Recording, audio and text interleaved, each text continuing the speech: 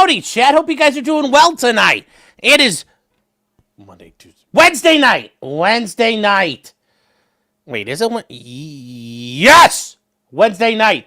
We are here, chat. Let's do this. Let's do this. Anyways, no, I had to deal with Chatty Cathy dealing with some, try doing some nice stuff for try doing some stuff for some people, and all it does is just get you fucked up the ass. That's all it does for you. That's all it does for you. So, anyways, hold on one second, chat.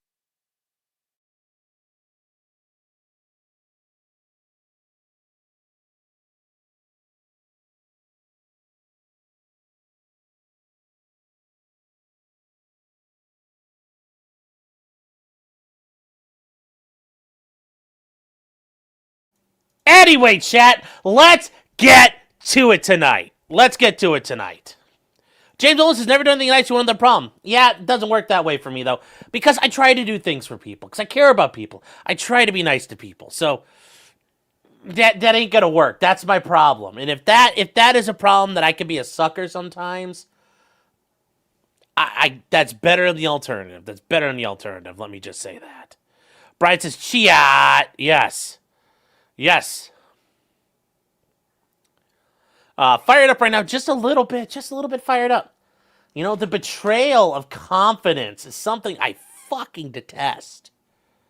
Absolutely fucking detest with the fear of 1,000 suns, especially in a professional setting.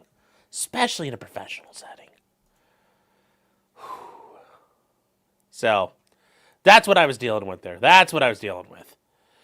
No, it does not involve Nick. Don't worry about it. He has nothing, guys. Not on my list of fucks to worry about. So no, he's not part of this. I said professional world. So there you go.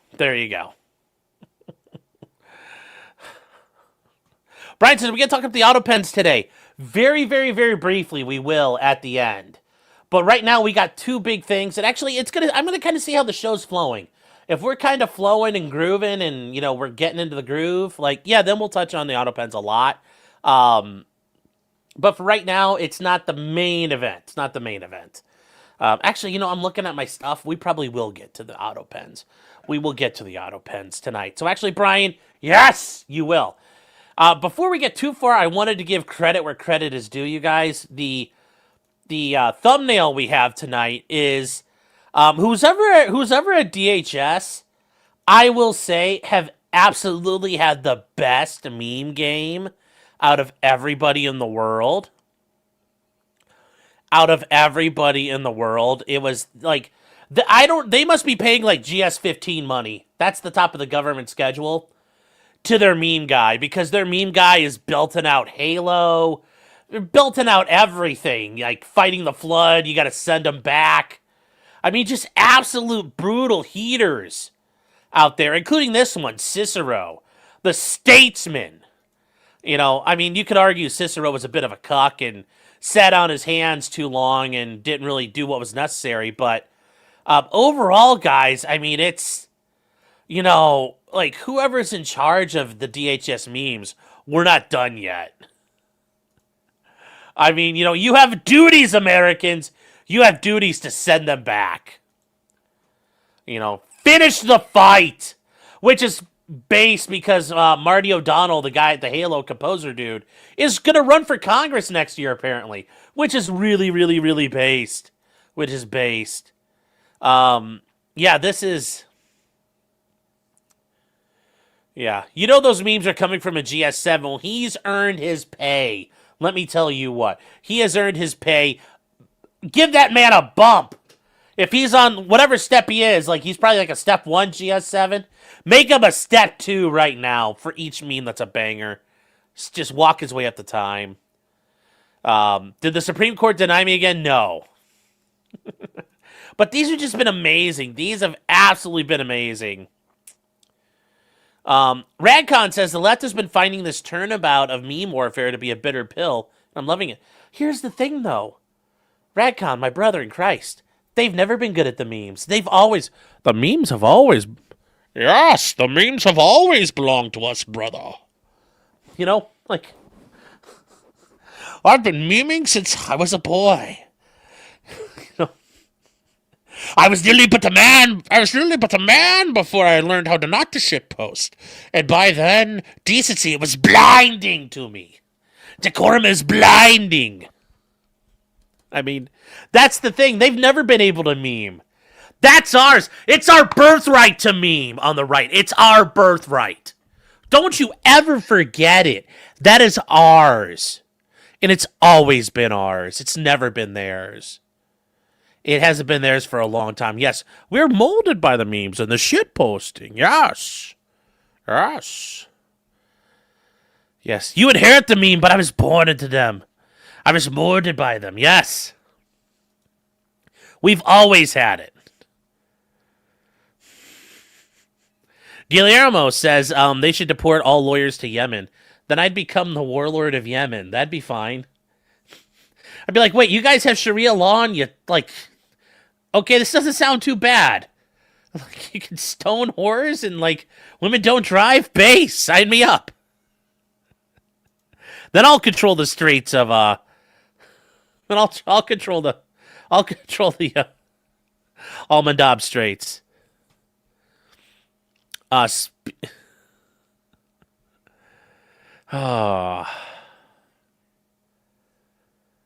Yes, our meme game evolved. I mean, like, that's the thing. When you talk about that, it's like, I guess, I mean, I'm 40. I remember the meme more in 2015. I was on the front line, and I was on the Facebook front. You know, talking to you guys like somebody talking about K-Sun now. It's like, I remember it now. And Facebook being quarantined at times. I remember the r/the Donald. You know, those were the days when real fights happened. Just play fucking... Hold on, might as well do it.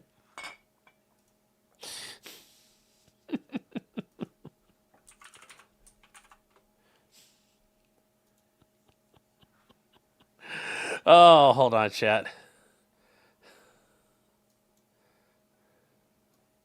Yeah, here we go. No, chat, it's... You know, you don't understand what it was like in 2015 dealing in the Facebook wars. You know, you really don't get it. I mean, Twitter wasn't the battlefield. That was, you know, a decade into the future still.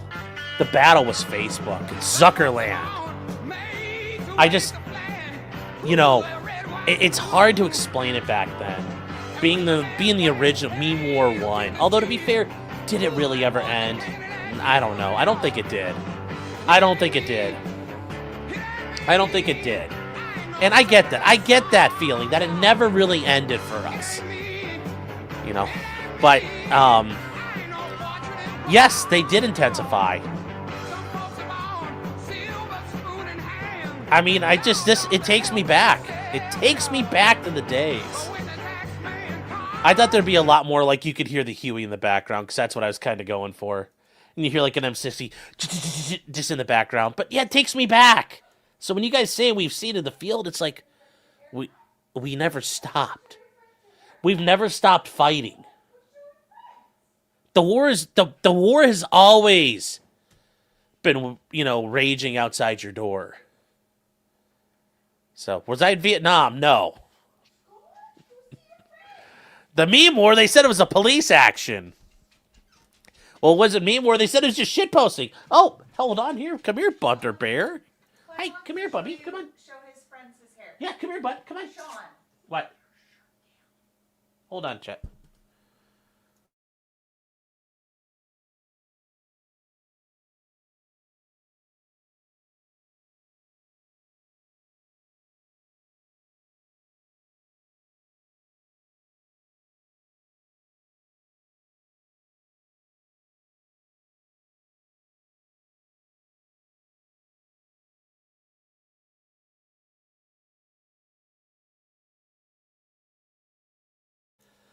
Laziest dog in the world, chat. Laziest doggo in the world. But he got a haircut. Look at him. He got his herded. Mwah. And he smells so good. He's like, I'm looking for some pee to roll in so I can get back to my normal scent. Mwah. Hi, Bubba. Mwah. She's a good boy. This is what he looks like. This is what's so, the kids when they're in the car, like, ah! Like the video where Clyde leaves. That's right, chat. 100 subs or he never gets his haircut again. Hi, Bubba. You're such a good boy. Here, hold on. I'll give you your Clyde treat. You shall get a Clyde treat. Whoop. So, Clyde is criminally cute, yes. But he'll get him at it. Well, then I guess you need to give me 100 subs! Did Clyde get his nails done too? Yep, they get all trimmed up. Everything. Everything gets trimmed up. Even Lainey got a haircut.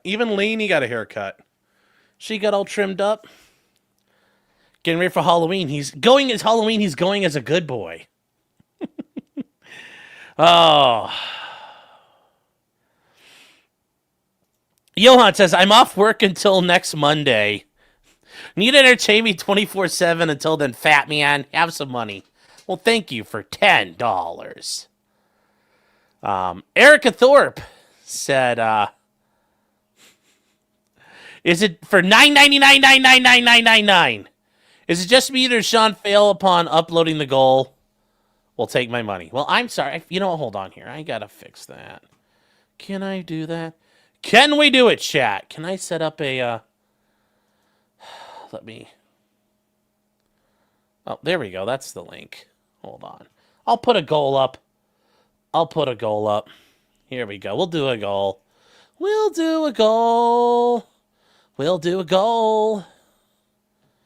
Let's see here.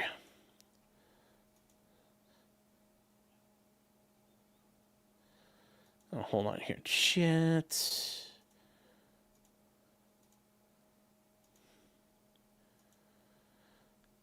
Where's the thingy? It's not letting me do it. What the heck? Oh, there it is. Wasn't letting me do it. Let's see here. All right, chat.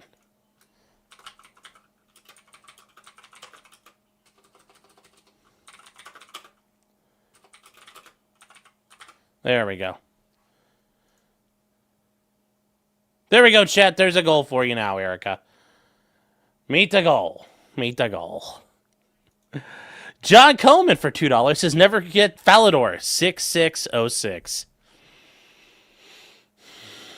Never forgetty. And then potentially criminal with 10 subs. Let's fucking go tonight, chat. Let's go. That's right. Do your part.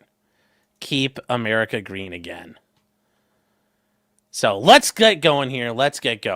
Oh, there's a Wild Pursuit right now. We'll watch it at the end. We'll see how it's going.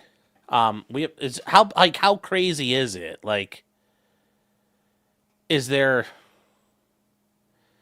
like a fight or something? Like, I mean, like he's driving, but like dudes leaning out the window shooting at each other crazy? Been there, done that. Remember for 18 months says, my mom says hi. Well, hello.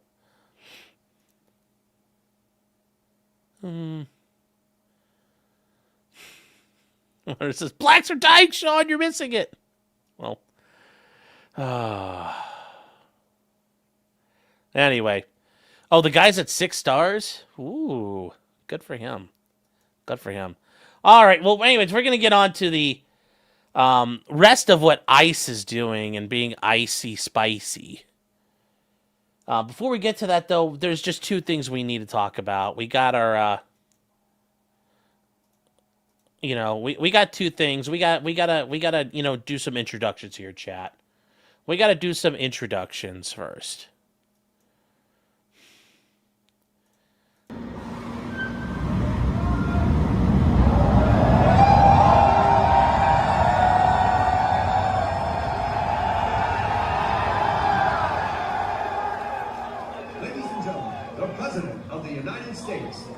J. Trump. 'Cause the facts don't stand for freedom, and they can't take that away.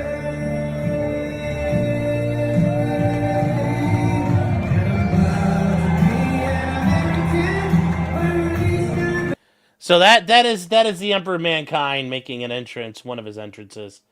And let me see here, hold on. And then there was another one which is even funnier. This is Trump going to South Korea, the best Korea.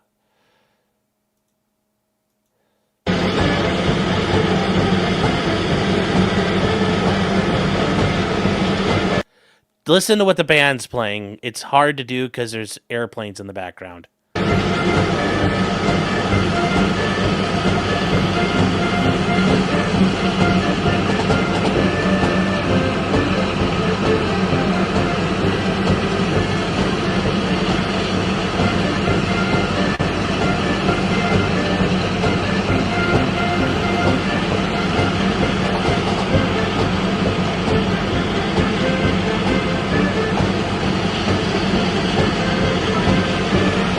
Anyways, there you go, chat.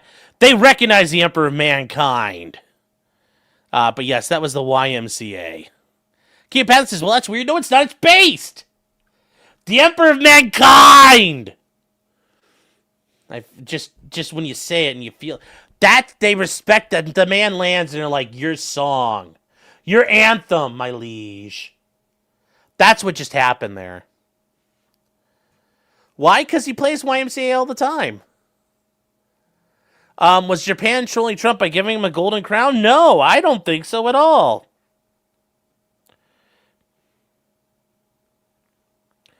I don't think so at all. What am I getting right here? Oh, yeah, it's... Hold on, I gotta... Why has happened to my camera? It feels like I'm sitting off to one side. There we go. There we go, that's better. I thought Korea gave the crown.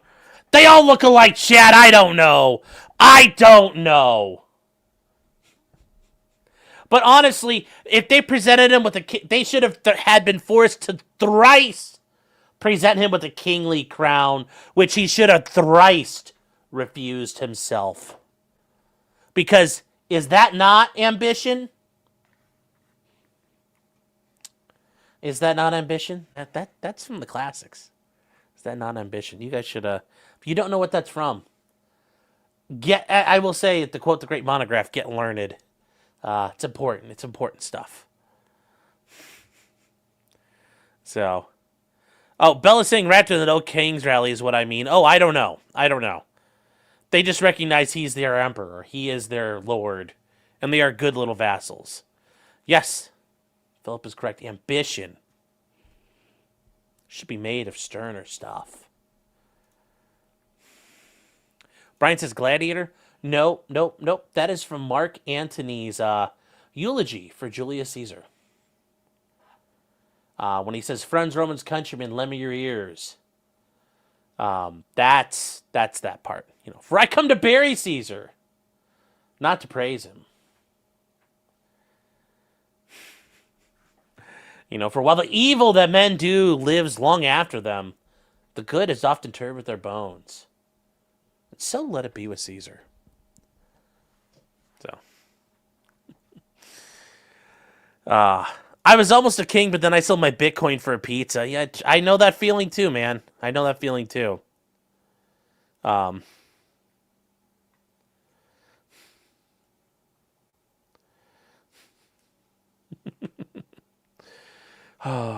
Or that part in Robin Hood Men of Tights, yeah. Well. Anyway, that is some information there. So now we're going to move on to what's going on with ICE. And there are some things we need to address. The first thing is out of the Ninth Circuit. This came out yesterday. So what do we have? This is from the Ninth Circuit, filed yesterday. And this is the Oregon versus Trump case. Remember, the 3-judge panel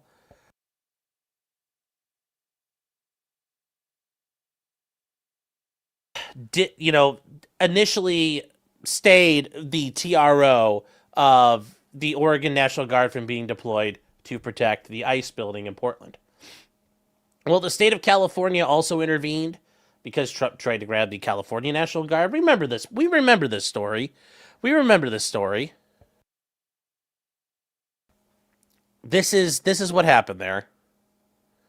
And from here, last week, we talked about, or actually earlier in the week, I think, the Ninth Circuit said, we are going to hold a vote to hear this en banc. And en banc means the entire panel of active judges in the 11th Circuit will hear it. And you have to have a majority of the active judges want to hear the case. Now, the California case, this happened, there was a vote, and they lost. So this didn't get decided on the Newsom v. Trump case. But the Chief Judge of the Ninth Circuit said, upon a vote of the majority of the non-recused judges, it's ordered this case be reheard en banc pursuant to Federal Rule Appellate Procedure 40C. So yes, FRAP. So the order previously published in this case is vacated from the 20th. So that order from the 20th is gone now. Is this the end of the world? No. Just means they're going to hear it. Now, is the Ninth Circuit going to do this? I mean, think about it. They didn't en banc the Newsom case. So are they going to do this one? I don't know about that. Ultimately.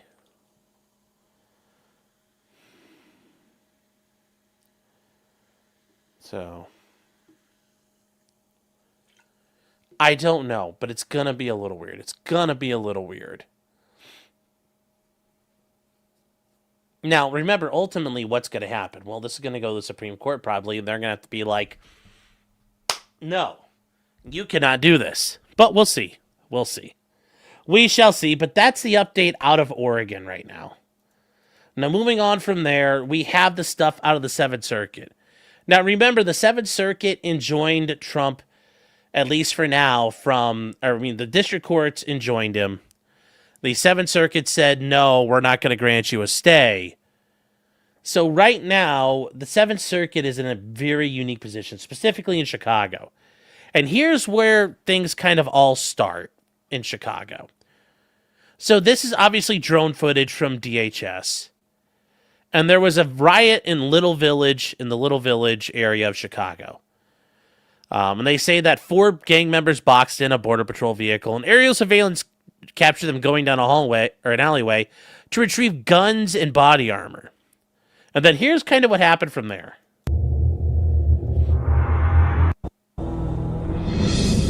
So, yes, and they are using the Halo music. There you go.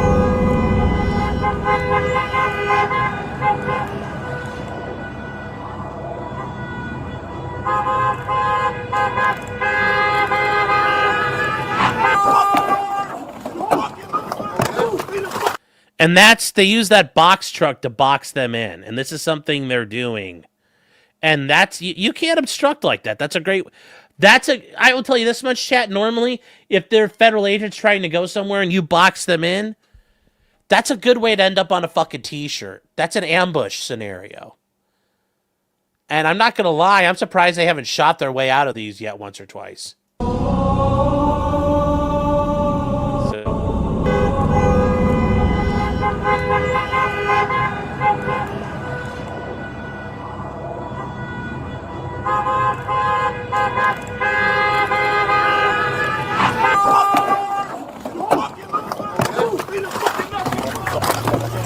Back up! If you back up, that'd be good. Stop killing me! Please back up! Please back up! You fuck your mama, fuck your daughters. I hope they get touched. Fuck all of y'all niggas. Y'all not even supposed to be arresting nobody over here, bro. Nigga, everybody got fucking guns, nigga. Fuck you. Fuck you. Fuck you. Fuck you. Fuck all of y'all. For y'all. Call the guys so they could come, bro. All y'all daughters gonna get raped. Watch. They're about to come over here and ram the fuck out of all y'all. Oh, they're gonna come deep, watch. Right. Mama, hey, bro, y'all better watch. Yeah, don't be threatening us, bro. Hey, there's a Transport 1 will start getting swarmed over here. Please advise we are blocked in. We bringing them bitches out. One of them. Roger that. We're standing by in the vehicle and have this QRS ready to go. And Now, ultimately, these guys still have, like, here's some things to consider. Like, just think about this. Like, do they really think they're getting ambushed? No. They still have their less lethals still out. These guys, like, if these guys wanted to bang it out, I'm sure these guys running the Bill drill or a couple of 1-to-5 drills, you know, just gassing up a couple of their rifles, I'm sure they could lay down some hate and discontent and clear everybody out. And I'm sure it would look like that scene in Heat where they run up, you know, as they're going through the area. If it really came to that, they would be fucking stacking bodies. But they're not. But they still have their force posture. They don't want this to get too far out of hand. So yes, the QRF has been called in, the quick reaction force. And yeah, I mean, it's you still have the same principles. Anytime you're doing convoy ops, regardless if you're the military, you're the police, if it's you guys and, you know, you or your family and friends are traveling in cars, you should be utilizing convoy operations. Like, how do you, like, you know, it's not in the important, like, you're going to the beach for vacation, but let's say November 1st, Snap really doesn't refill and there's rioting and shit everywhere and you have to move as a group. Do you have a pre-planned route? What's your primary route, secondary route, tertiary route? What are you, like, are you going to have phase lines? Are you going to have comm set up so you can say, we're passing phase line yellow, blue, indigo, take route Omaha, route Tampa, you know, whatever. Like, those are all critical things. And if something happens, what is our plan? If a car breaks down, what are we going to do? If we get stopped, are we automatically going to assume hostile intent? Are we going to have a QRF nearby or behind us by a couple of cars? You know, what's their reaction? How are they doing it? You know, you have to, like, yes, convoy operations, whether you're transporting the president or yourself, are all the same. It's just the resources you have. You don't have a counter-assault team. You don't have the resources they have. But, you know, the ICE guys have more resources than us. But yes, they're preparing to do it. So, just something to think about.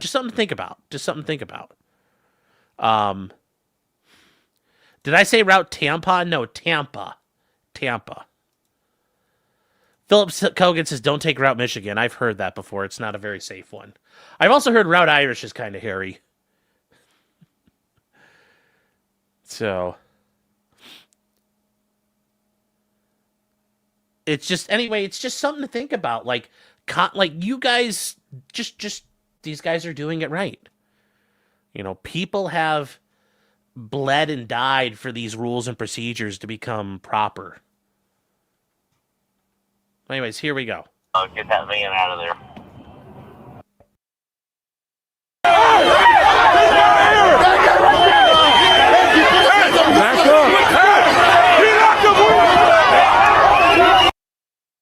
As you guys can see, the situation is degrading and deteriorating very, very, very fast.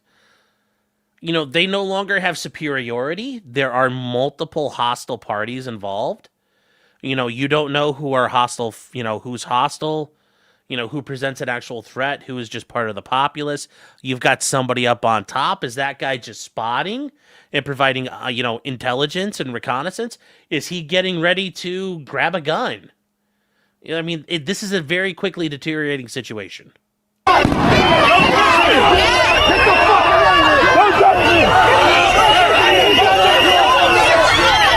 up! Back up! Back up! Back up! Back up! Back up! Back up! Now, they are doing a phenomenal job at just keeping people back. If this was a bunch of January 6ers or January 6 related shit, and this was happening, you know what those federal agents are doing? They'd have been fucking using rubber bullets and tear gas and beating the fuck out of everybody. But these guys are showing a ton of fucking restraint right now. A massive amount of restraint.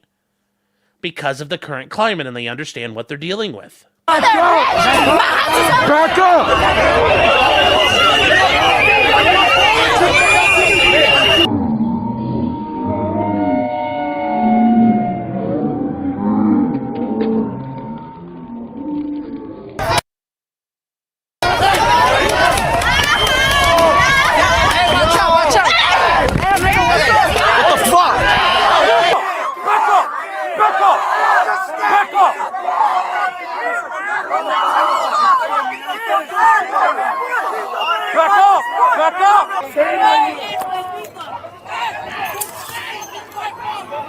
Use riot control weapons like tear gas unless they are facing imminent. This is the chief of the chief ICE officer in charge of the Chicago operations, Bovino.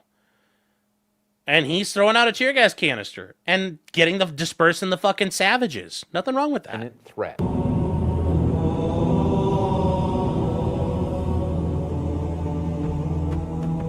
He fucking kicked it right into the crowd of his people. Also, guys, if you guys don't know, a tear gas grenade is extremely fucking hot. Do not touch it with bare hands. The skin on your hand will stick to the tear gas grenade.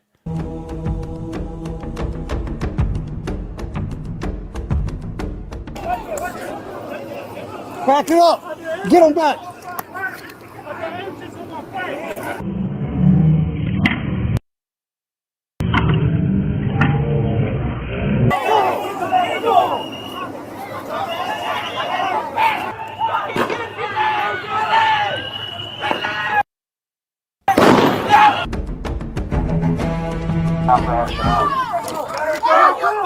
Push up. Push. Get off the street. Get off the street. Get off the street. Get off the street.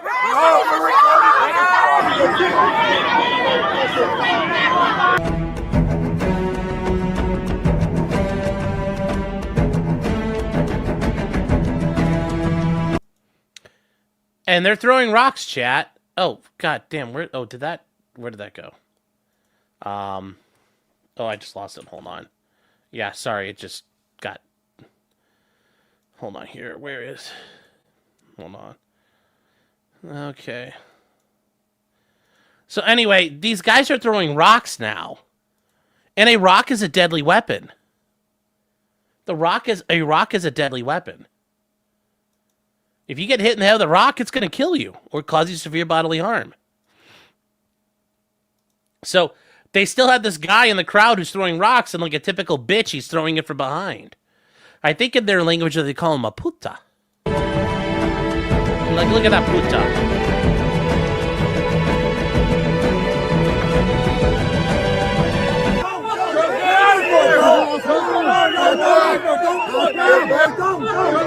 Get back!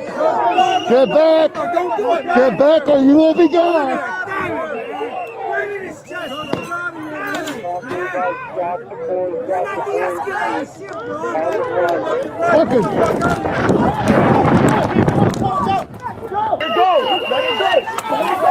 Let her go! Back up!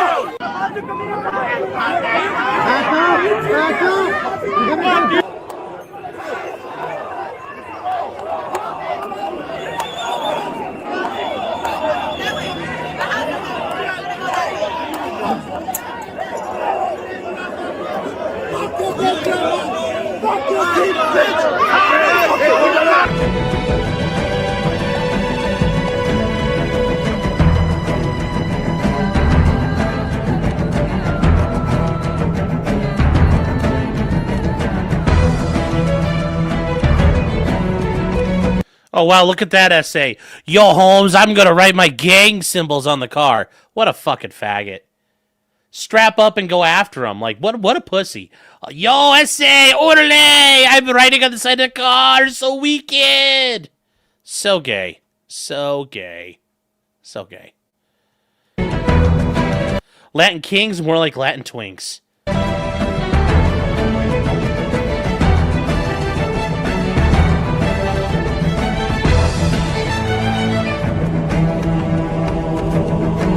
So yes, they've been racking up a pretty impressive score. Well, as a result of all this, there was a case, the Chicago Headlight Club versus Christy Noam. It's a lawsuit that was filed. And ultimately, the court ended up doing some stuff and came up with this basic information here, a basic order for the court with this. And they say, so the court orders to, and this is the thing here. So the court orders defendants, which in this case are DHS and ICE. Oof, that is not good. To have all federal agents operating in Midway Blitz to place an identifier conspicuously on their uniform, or one could view it, and their equipment does not obscure it. That on its face is something I don't actually have a problem with. I don't actually have a problem with that part. If you are going to run around, you should be identified as police.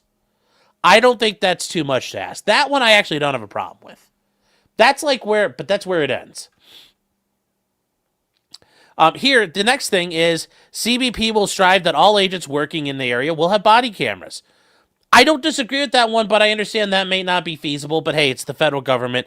They can afford it. It's not like it actually is costing them real money. So, yeah. Identify who you are. Make it clear who you are. Yeah, it should.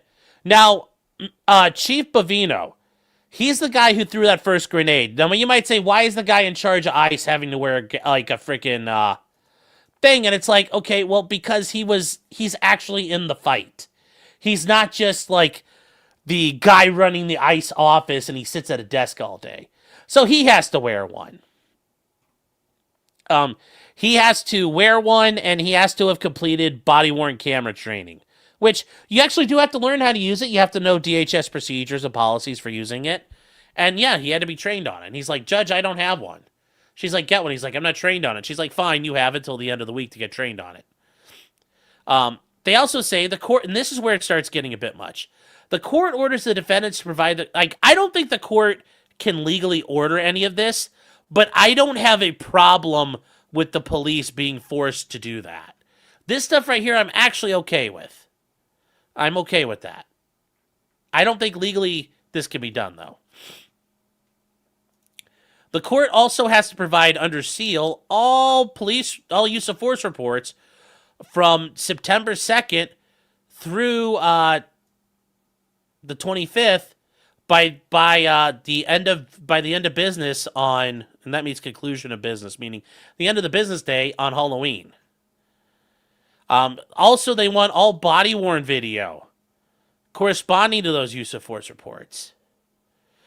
They also want under seal all additional CBP use of force reports within 24 hours of finalization of the report. So the 24 hours of the report, like, she wants a daily update. Now, this is way too much. That idea a court can demand daily oversight like this. Could they close the operation and give it a new name? No, Mr. Stansel, it don't be like that. It don't be like that, Mr. Stansel. No, you can't just do that. I can't. Yeah, it wouldn't work. The court order, and this is really the fucking crazy part. The court orders defendant Bavino himself to appear in court every weekday to report on the use of force activities for each day. Who the fuck do you think you are, bitch? And then finally, the court orders them to provide under seal a chart containing the names, dates of arrest, detention, charges, citations, and resolution or arrest of the detention. For all individuals arrested during basically September and October that is not directly related to an immigration enforcement violation, such as failed to appear for an immigration appointment or an outstanding order of removal. So she's saying anything not immigration related. And they deny the motion to stay the order, and the judge said, I'm going to make you... The court denies the oral motion to stay Bavino's deposition. And they're trying to depose, and this is just lawfare unleashed. Like I said, Chad, it's a legal insurrection. A real legal insurrection. Does this formatting seem cramped and awkward? Yeah, but that's how the court wanted to do its order. And I understand compressing it onto a page. It makes it easier to say I only did one page and it, like, whatever. Yeah, it's not my biggest problem. Please tell me someone tells her no. We're gonna get to that. So what happened from here? Well, Christy Noam and the gang filed for a writ of mandamus, not mandingo, mandamus, in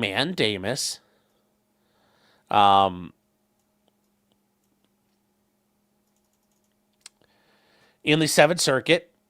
Notice it's the same Seventh Circuit that shot them down already, but they're seeking a writ of mandamus. You see Brett Shumate, who is the Assistant Attorney General, who's just laying it down out there. And they're asking for this for a writ vacating the orders directing the chief to appear every day weekdays at 5:45. And they say that obligation starts today, and it's extraordinarily burdensome. And it's entered without formal finding the government failed to comply with prior court orders. And that's true. Like, the prior court orders were about the government not using tear gas. Like, that was one of the big ones. The government isn't allowed to tear gas people unless certain things happen. That was one of the big things. This judge is trying to tell them how to do stuff. And from here, it's an abuse of discretion and violates the separation of powers. It's true, it does. It violates separation of powers. Remember, every other day, we hear these guys crying about ultra virus, ultra virus, ultra virus. Guess what? This is ultra virus. And they point out that this is all about the protest over the immigration operations. At the behest of a plaintiff, a collection of press organizations, journalists, and individual protesters, they claim they were targeted with like rubber bullets and tear gas. And the district court entered a sweeping TRO that applies throughout the area to limit the officer's ability to use crowd control devices. Mainly tear gas, but other things. And if somebody basically is identified as, if somebody says they're a journalist, you have to leave them alone. You're like, oh wow, didn't Antifa do that in Portland? Yeah, that is a very common tactic. You know, Hamas did that. It's like, yeah, there's an advantage to doing this stuff. And although DHS disputes the basis for the order, the government's endeavored to comply. And see, that's what I mean. The government's like, fine, we'll fucking do it your way, and we'll still do it. And they continue the order to the 6th to allow the district court to consider the motions, which are set for the 5th. And it says here, the court has placed evolving and increasing burdens on the government. And the government has endeavored to provide the court with the information it's requested. The demands have become untenable, to the point of you're micromanaging the operations in the field, including how their uniforms appear. Well, I think that you should have police if you're police. I should easily be able to identify you. Because it's not like those guys are, hiding in like the trash, pretending to be a bum and jumping out. No, if you're wearing a plate carrier, it should say police on it. They talk about the burdensome and ongoing obligations to disclose, being questioned about non-record material, including videos taken and sent in by the public. The hearing culminated with Chief Bavino, the senior DHS officer who's doing the operations, to appear every weekday at 5:45 to report. That order interferes with his ability to do his job. And that's true. That is true. They have the right to do their job. And instead, they're supervising and micromanaging the day-to-day operations of the executive branch. And they talk about the writ of mandamus. And what do they talk about here? The DHS was established to keep America safe. Press X to doubt. I mean, they really haven't been very good at that the entire time they've existed. And at relevant here is the two issues, the enforcement of immigration law and the protection of federal personnel and property. So it says DHS is empowered to guard and control the boundaries and borders of the United States against entry of illegal aliens, and that is very critical, guys. Remember, going back to the Treaty of Westphalia and the ideas of Westphalian sovereignty, what is one of the biggest things about a nation state? That you have clearly defined borders that you can protect. If you can't protect your borders, you're not a country. If you don't have borders, you're not a nation. And guys, yes, Treaty of Westphalia, 1648, the end of the 30 Years' War. Some of you might be like, I think I remember that from history class. You probably do. They also were talked about enforcing immigration laws. And they talk about ICE is another agency within DHS. And they also talk about the Customs and Border Patrol. And ICE officers are criminal and civil arrest authority. They do. They do. They also say Congress has charged DHS with protecting the grounds, buildings, and property that are owned or occupied by the federal government and the people on that property. And they say throughout the summer, DHS has seen a sharp increase in violent attempts and protests. They talk about LA, it was rough. They talk about what happened in the Dallas area. Somebody opened fire at a detention facility. And they say similar events have happened in Chicago following the announcement of Operation Midway Blitz. And they say DHS officials testified that during routine immigration enforcement, government vehicles were intentionally struck by other cars. Yes, they were routinely. And using another vehicle to stop a vehicle is generally considered deadly force. And if you try to do that to a police officer, they would be rightfully within their rights to consider your intents and actions to be hostile in nature. You know, for example, if you ran into another person who's driving down the road, you would be probably justified in assuming that person has hostile intent if you're driving down the road and they crash into you in a way to block your path. You know, they block the egress, and they say violent agitators have become assaultive. And they say, moreover, dangerous organizations like the Latin Twinks have placed multi-thousand-dollar bounties and hits on DHS officials. But they're a bunch of faggots because they've never collected. That's right, the Latin Twinks can't collect on their bounties because the bitches, they're putas. Putas! So I think that's how you say it. Am I wrong, Erica? You could tell me. The car chase is still going? Jeez. Holy cow. It's still rolling, chat. And they talk about DHS has concluded many of their operations without the use of force at all. But some have necessitated the deployment of non-lethal crowd control measures. And this lawsuit is all about what happens at the Broadview facility. They say, you know, protesters have slashed car tires, poured flour in a gas tank, and vandalized the facility and damaged the exterior plumbing. They say protesters have hit and attacked officers, thrown bottles and rocks, attacked moving vehicles. One officer was followed home from the facility and aggressively confronted there. His garage was broken into and his government-owned vehicle was damaged. And then during the weekend of September, they found a green ball with a wick that was identified as an improvised explosive device. Okay, and when I read this, I'm like, okay, that's not what that is. That is that's from a firework. Like, clearly, like, I know what that is. And it's like a green ball with a wick in it. It's like, yeah, like, we all know what those are, man. They're like, it's the fucking mortars that they use. Enzo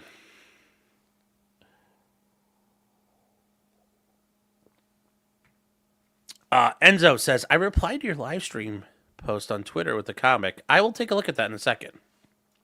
But this is what they were using. Like, okay, let's not, I don't like it when the government's like, oh, it was an IED. It's like, no, it wasn't. It's a firework. Just say it's a firework, buddy. It's not hard. Call it a firework and move on with your day. We can work on that. Enzo, I don't think I could show that technically because of what it shows him doing. I think I'll have a little bit of problems with that. But I do appreciate that. Yeah, they freeze the bottles. Yeah, you can freeze the bottles, or like we saw in Portland, you make milkshakes, and you pour concrete in them to make them weapons. So anyways, more than 30 DHS employees have been injured. And they say the plaintiffs are individual protesters, journalists, and religious leaders. And they allege that they were targeted with non-lethal devices in violation of the Fourth Amendment, which you do have the right to be free from seizure and that includes having weapons deployed against you, and the Religious Freedom Restoration Act. I'm sure that's a first. I'm sure those left-wing attorneys were lighting on fire when they realized they were going to have to seek protection under that law. So, the district court granted the request for relief, and there's a sweeping TRO which prevents the use of certain things. Basically, ICE is being told how to do their job. So, but anyway, in the meantime, the contents of the order were given to everybody and told they had to be adhered to strictly. So what did they do? Well, the district courts repeatedly modified the TRO with increasing and demanding obligations. There's other things that have to be done about the use of body cameras. And then on October 17th, there was another hearing where the judge demanded people be made available. And then October 20th, the court spent several hours questioning DHS officials regarding compliance. The court also gave them expedited discovery for the plaintiffs, requiring Bavino and 2 other officers to sit for 2-hour depositions ahead of the injunction motion. So notice that, chat. We're to the point of expedited discovery where these guys are getting depositions for their TRO hearings. Think about that. Think about what they're getting here. On the 23rd, the deposition was extended to 5 hours, and the other 2 depositions to 3 hours. Already, this is getting crazier and crazier. The court ordered the government to produce the chief for in-person questioning at a hearing on October 28th. And it just keeps going. These are all being imposed sua sponte, meaning by the court of its own accord. These obligations appear to be prompted by the court's review of non-record materials like videos sent in by members of the public. They say also the court has raised compliance premised on getting images and seeing images on the news and in the paper. And the judge says, I live in Chicago, if folks haven't noticed, and I'm not blind, so I don't live in a cave. I have a phone, I have a TV, I have a computer, and I tend to get news. So she's looking at shit that's not part of the record. That's not how you should do this. You are not supposed to be doing that. If the other side wants to bring it up, they should bring it up. It should not be you to bring it up. It should not be on you to bring it up. That's not how this works. That is not how this works or should ever work. It's absolutely nonsense. It's nonsensical. And where is...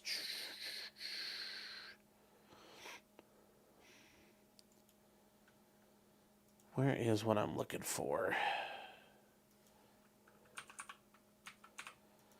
Let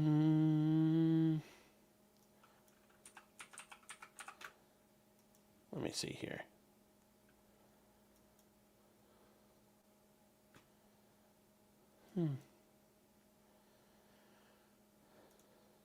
So that's kind of what we're left with.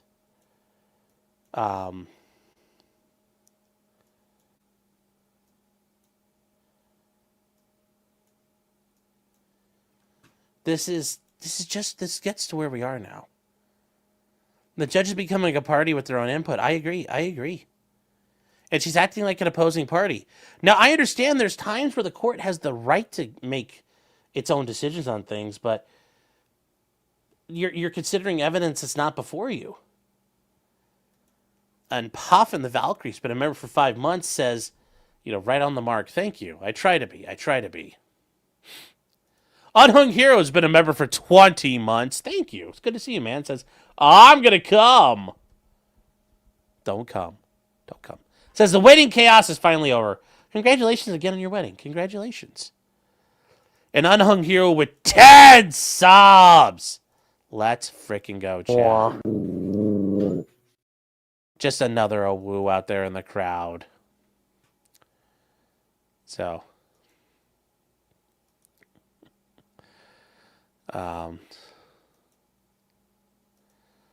Now, what do we see from here? And it says, likewise, the court raised concerns. The videos I have seen taken by the public that citizens send in, like, you shouldn't be accepting that. Those are ex parte communications. Like, is she saying people are sending in stuff to court? Because that's not how it's supposed to work. But anyways, yesterday, Chief Bavino appeared, and the court inquired about his role and whether he had an in with DHS leadership. And it's like, who the fuck are you? You know, she's like, so you're in charge? She's like, I think you probably have an in with Secretary Noam, maybe. Well, yeah, he's not like the guy. He's not Joe Shit, the rag man. Yes, I'm sure he's kind of important in DHS. I'm sure Christy Noam and like him know each other. They aren't just appointing any fucking rum-dum to do this. This is just so fucking obnoxious by this judge. You know, following this order, the court yet again modified the terms of the TRO, and it's just, you know, it's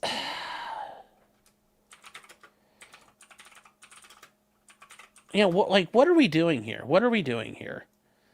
Like, I don't understand it. I don't understand it. But when you kind of look at what's going on here, it's just,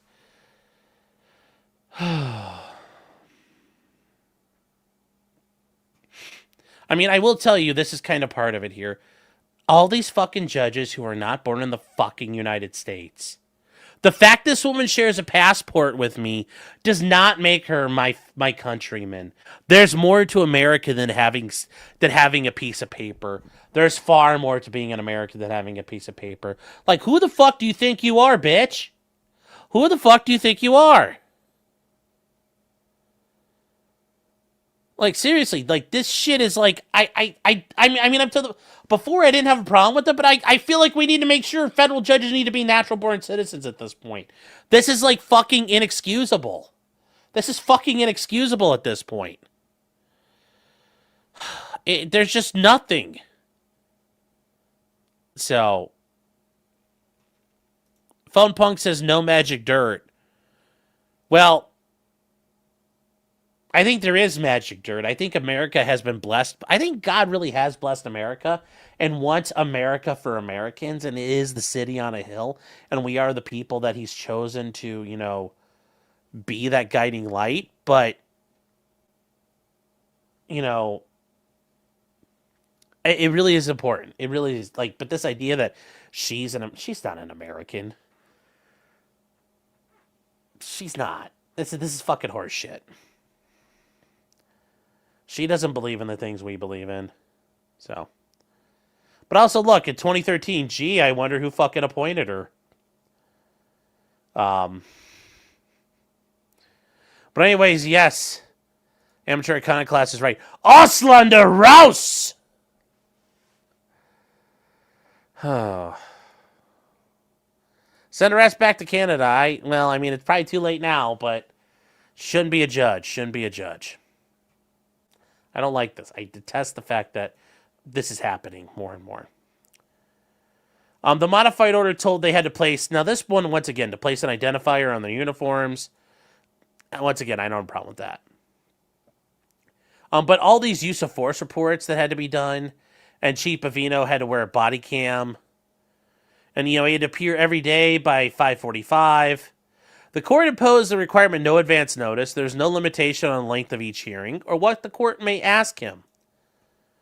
The government asked that these could be stayed, and she denied that. So, well, you know, it's fucking ridiculous. But yes, so the government's asking for mandamus, and mandamus is a drastic remedy. And it says for the writ to be challenged, you must, you know, the challenge order must be unreviewable at the end of the case. And you will suffer harm. And you have a clear right to the writ, and the court must be satisfied the issuing the writ is otherwise appropriate. It is. As relevant here, this court has held that you can get a writ whenever you want. And here's the thing. The government strenuously objects to the entire order. It's only asking for the daily in-person testimony requirement to be stopped. And why? Because it's a judicial usurpation of power or a clear discretion, abuse of discretion, or otherwise a manifest injustice, and it is. It absolutely freaking is. Absolutely is. They point out these orders could not be reviewed on appeal from final decision. And they can't. This is already going to be done. It's going to be too late to stop it. There's nothing you could do here. When these orders implicate separation of powers issues, there's a lot going on. And notice we see another case involving Trump. Like I told you guys, Trump is a pathfinder for Article 2. And they point out that Chief Bavino is a critical part of the government's efforts. And they point out that when he does this, he is often in the field supervising law enforcement personnel. He ensures their success and the safety of the personnel. Like, okay, he's there to make sure they're successful. It's like, okay, if it really comes down to him, they're in trouble. Showing up every week, they would interfere with these things. Appearing daily is just nonsense. He would not only attend and need hearings, but he would also need to prepare and be ready to answer open-ended questions about the use of force each day. Like, how's he going to fucking know what she's going to ask him? It would be impossible given that daily reports may not be completed. And the time taken away will be lost forever. And that's true. You only have so much time. This discretion, whatever it may have, does not extend to justifying a senior executive branch official to appear in court for open-ended questioning every fucking day. Every day. That said, though, the government has made efforts to satisfy these burdens. As explained, there's been going on here, but we're doing body cameras. We're making other officials available to answer questions. Chief Bavino and the two people are still sitting down for depositions. Most recently, there's the body-worn camera stuff that's going on. They're trying to comply. Chief Bavino's been made available. And there's also no need to also require Bavino to attend daily meetings to report to the court, especially when any relevant information can be disclosed through other means. Yes, but remember, this judge is saying, because I want it. I want it. District courts could do all kinds of things to ensure compliance. There's the threat of contempt. They say, although the plaintiffs have filed alleged notices, they've declined to seek contempt or other sanctions, and the courts made no formal findings that TRO has been violated. That's because they'd be challenged at that point. Because the factual basis for everything would be challenged, and they can't afford that. They can't afford that. They're scared. They're scared! Because if that happens, now they're in trouble. And now they're going to have to defend it and prove it, and they won't be able to.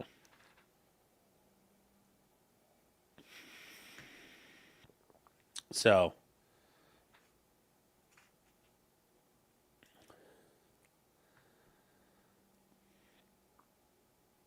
And also, somebody's saying Trump is saying that SNAP is going to keep getting paid.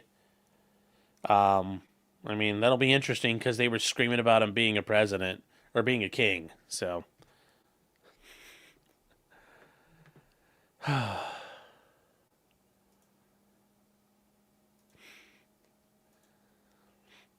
they say ultimately, nevertheless, the chief he was ordered to appear daily. Nothing justifies this, and the court's order is unmoored from underlying claims in the litigation.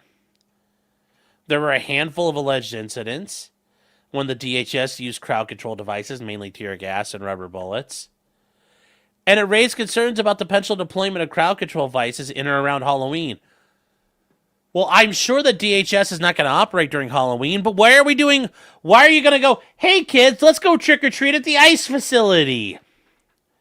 Orale! Like, why are we doing that? Like, I thought y'all didn't like the cops. Why are you going to hang out with them? They point out tellingly none of this involves the Broadview facility or any of the named plaintiffs. They point out there's a lot of declarations from non-parties. Declaration of non-party. Declaration of non-party. Declaration of non-party. Declaration of non-party. Declaration of non-parties. Blah, blah, blah, blah, blah. He's being forced to appear for daily questioning over stuff that has no connection to the named plaintiffs. And they point out that such sweeping relief extending beyond the parties contravenes the specific principles underlying the exercise of the equitable authority of a court. Citing Trump v. Casa chat. Yes! Yes! Total federal court death. Total federal court death. Total federal court death. And they point out that this is all violation of separation of powers. Notice that, ultra vires. This is ultra vires. The court has recognized the orders extending to require executive officials or staff to appear are problematic because of the potential for questioning to go into internal deliberations of the executive branch. Remember, he could say, I can't disclose that. That's privileged information. And this is true in senior staff members who, are entitled to assistance of the staff of the cabinet. So Chrissy Noem could have talked with him and got information from him. That is now privileged executive information.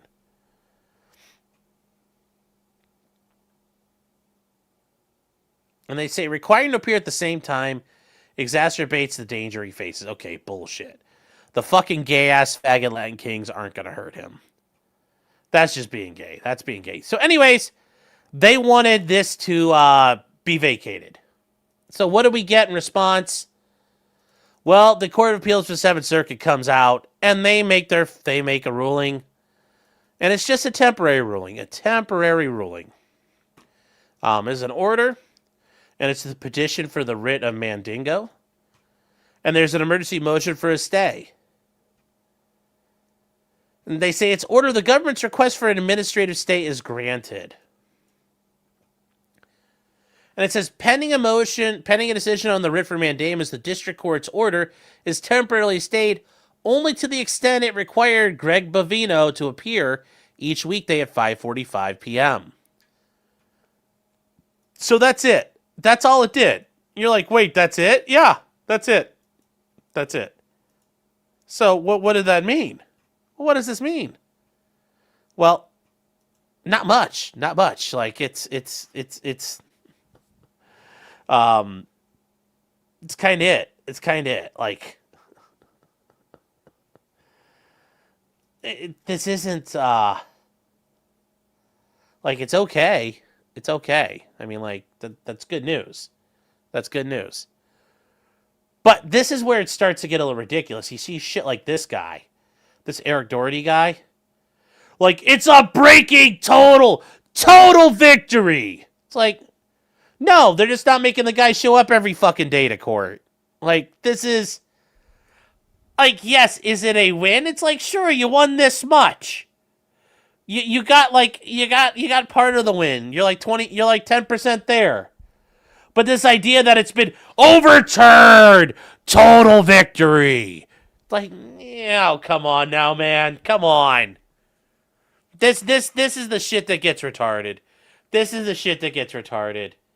Like, not everything is always going to be a resounding victory. Sometimes you barely win. Sometimes it's not really a win. You got to learn the hype. I'm not a shill. I don't have it in me. I'm not a shill like that. I can't do that. I can't do that because I don't even believe it. I don't even believe it. Also, I'm not gonna lie. Like, I get your Border Patrol homie, but like, this is a pretty gay picture. That's a pretty gay picture. I mean, like, I appreciate the LVPO game you're rocking and stuff, but it's kind of gay. And also, who the fuck still does this on their, like, hello 2005? Who the hell still does that on their carbines or their rifles? Who still does that? Who still puts a magazine under stock? Not me. Not me. Like, I'm just saying. Like, and also, like, think about, like, what are you going to do? Like, if you have to transition? Now that's in the way. Like, what? Buddy. Come on now. Fucking boomers.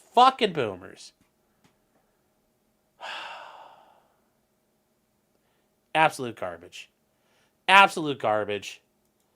Like, and it's funny because he's got something clearly that's like in the 2020s using an LVPO, Great.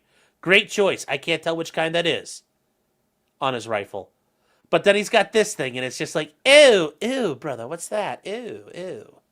Really, it is. It's ew, brother, what's that? Oh.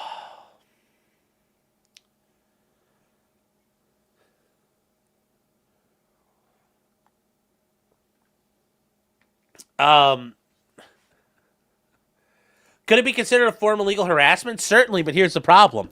Federal judge is going to say, I don't care. I don't care. Then, who was asking the question here? Ducknuck is saying, let me guess, this is going all the way to the Supreme Court. Probably. I don't see how the Seventh Circuit is probably not going to back this up. Or, they're probably going to stay parts of it. But overall, it's all going to stay in place. This is going to have to get appealed up to the Supreme Court. And the Supreme Court's going to be like, yeah, you can't tell ICE how to do their job. The case out of Oregon is going to get a similar thing when the Ninth Circuit does their en banc. And they shoot it down because ultimately, they're probably going to use that to overturn the Newsom case. So yes, Uncle Clarence is going to have to get down, climb down, and, unzip his pants and show up and be like, well, this is what Uncle Clarence is here for. This is what Uncle Clarence is here for. I mean, that's what he's going to have to do. That's what he's going to have to do.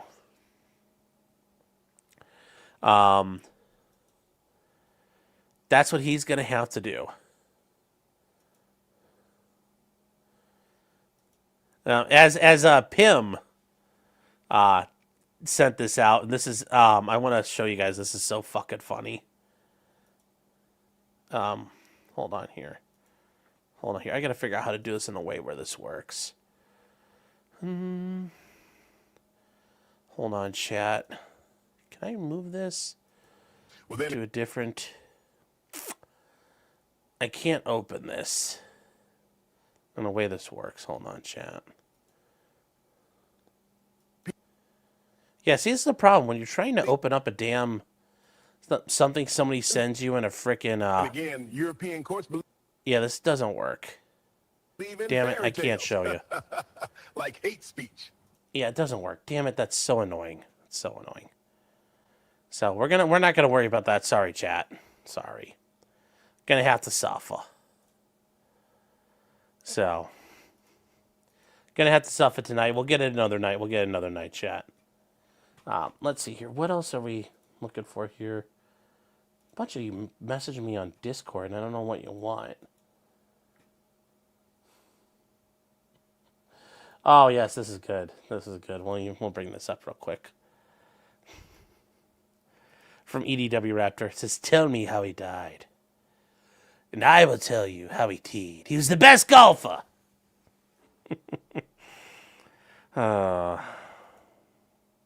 Yes, it do be like that, Mrs. Stancil. It do be like that. Jim says, am I going to need to go to the Gale to get my 10-round mag ban overturned? Not yet, but at some point, maybe. Did I see the cop who showed up pantless in Detroit? No. Send me the link to that, because I want to see that. I haven't seen it.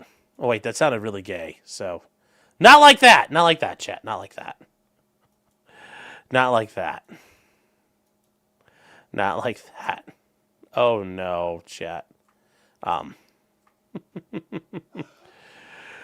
Okay, real quick. So, that is kind of the status here in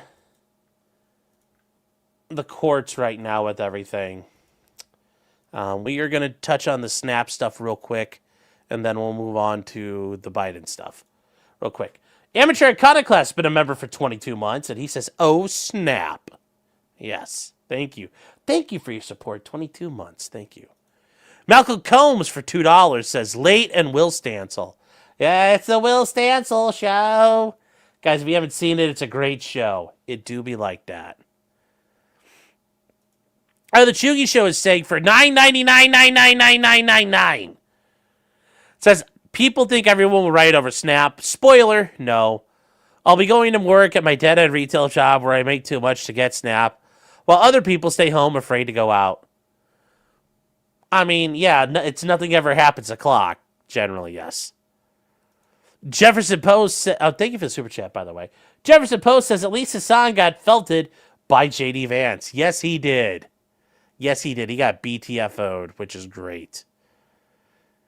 Mysterious Senor Hitler says, I haven't been able to catch the last episode of streams because of other commitments. Alas, it do be like that, Mr. Martin. Yes, it do be like that, chat. It always do be like that. Well, that's why you think of the Rita Ora song, This Is How We Do. Let's see here. January 6th, 2.0 for $10. Thank you. Saying, Virginia Democrats are trying to redistrict the entire state over Texas. And what do the Republicans do? Glenn Youngkin promises to fund SNAP for Virginia residents on the taxpayer dime and expects us to vote for them in November. Yeah, that's the problem. There are too many cucked Republicans out there. Say what you want about the populists, but they're more they get more shit done. You know, that's why that one guy who was screaming at Rob Noor previously. North, I think his name is. You know, like, yeah, Trump may not be a conservative, but he's enacted more conservative policy than fucking any conservative in my fucking lifetime. So, but yeah, I know. Youngkin's a cuck. Erica Thorpe for $9.99 says, for the goal. That's right, chat. We met the goal. That means they all have to go back. Bella gifting 5 subs. Let's fucking go tonight, chat. Let's fucking go. Malcolm says, EBT isn't getting funded. From your lips to God's ears. Chantel is back for Syria. Yes, she did. I'm surprised she made it. October may be the running for the funniest month this year. It could be. We still didn't even have our October surprise either. Roscoe Coltrane, good to see you, man. Says, did I miss you laughing at Bob? You mean the great Dr. Reverend Dr. Robert L. McKim Sr., the head pastor of Beacon Light Ministries. No, I was not aware. I need to follow up on his thread. My problem is I keep my potentially criminal farms account to limited to certain things, and then I have my other accounts for other stuff. So I got to catch up on things. But no, I've not seen that. That's awesome. Couldn't happen to a nicer guy. Mysterious Senor Hitler for $5 says, attacking federal agents seemed like a great way to get a one-way ticket to federal pound-me-in-the-ass prison. Remember, though, I went a trial by jury in Chicago, and guess what happens? You don't get convicted. So, yes, one would think so. Ashley Princess. Thank you, Ashley. Thank you for being here. It seems like a new name. Thank you for joining us for $10. Says, I see so many leftist news articles calling these people innocent protesters. I don't know how anyone can watch these videos and think that is excessive force by the ICE agents. I agree, but to be fair, there are times where things haven't been done properly. And when things aren't done properly, that gives the protesters and people out there an excuse to run wild when things are being done properly. So there are times where this is, of the government's own making. Johan Naxos, yes. You need the 221 and the low rises and the avenue corners. Fuck Prop Joe and fuck Marlo Stansfield. That's right. That's right, man. You got to get them corners, son. I think this is some of the shit Avon was talking about when you're talking about the low rises. Sounds like something Avon Barksdale would talk about. You got to get Cuddy involved. Soldier came in. Soldier wandered back into camp. And then Enzo, yes, once again, I don't know if I can show that because technically it's poo, and I don't know how that would work here on Twitter. On YouTube, so I am so sorry. I wish I could show it. But thank you for the super chat. I do appreciate it. Patty saying Trump just said Snap won't be postponed. I just checked and I couldn't see any links for that. Ducknuck says, on a side note, Midway's NFL Blitz was a fun game. Yes, it was. NFL Blitz was an amazing fucking game to play. God, play that game on Sega all the time. That was so much fun. Had so much fun with that. My brother and I used to play that game all the fucking time. And then you play it like with people all the time too. And you could do like pile drives and like suplexes. It was the coolest game ever. Malcolm Combs brings up a great joke. What is the difference between God and a federal judge? God realizes he's not a federal judge. That's the joke. Stephen Cooper says, remember, America was promised to us 3,001 years ago. Is that some sort of like Mormon joke or some shit? I don't really get it. Anonymous says, that comment makes you sound like a booty warrior. Well, I mean, it's better to be the booty warrior than to be the booty warrior-y. I'm just saying, like, you know, if you have to pitch or catch, you know, I don't want to do either, but, you know, if I have to pitch or catch, I'm going to become Nolan Ryan.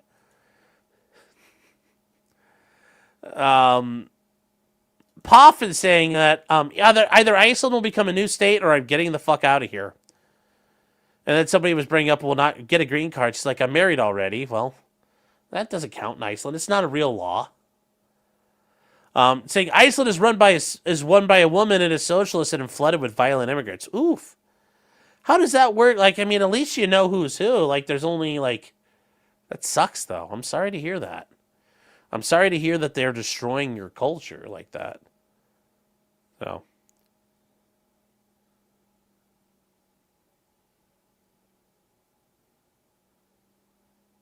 Let me see here. So, all right, let me.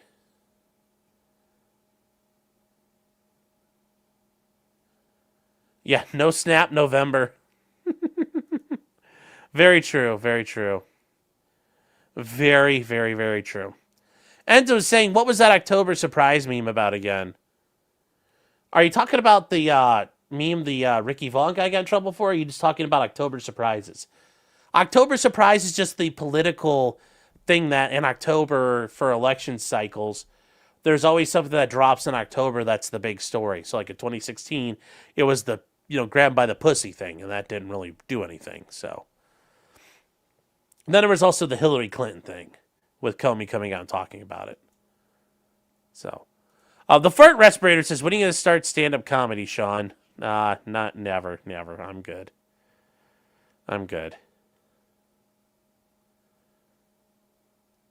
Check the Epoch Times. It's in the article. Well, I'd like a little more confirmation than that.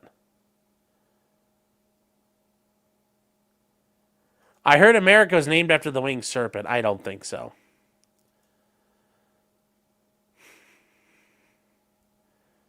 Yeah, did those guys have to swim to Iceland? No, they were flown in.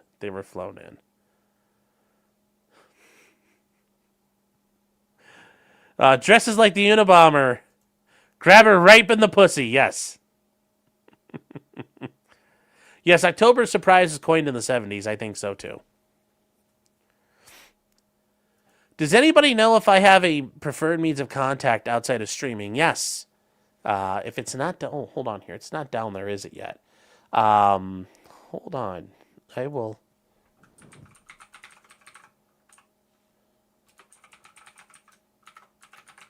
Oh, chat. It should be down there, but I didn't get a chance to include it today. So, yes, means of contacting me, potentiallycriminal at gmail.com. You want to get a hold of me?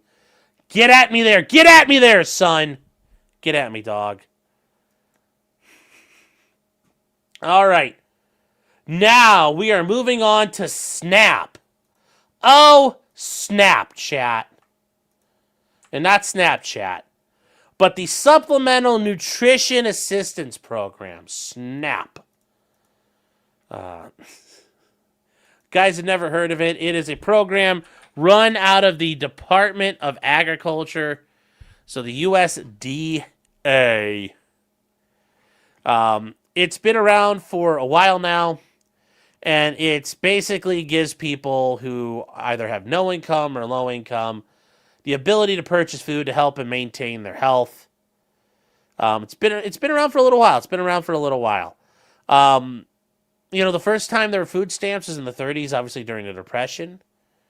And those food stamps went into World War II, but we also then ran into rationing and things like that. So that's how things worked there. And then as part of the Great Society into the 60s, there were some trial programs run during the Kennedy administration, and then it became part of the Great Society by LBJ. It's part of the war on poverty. People were able to get food stamps, and from there, it's gone on and on and on and on and on and on and on. And now we're to, it's been going on and on and on from there.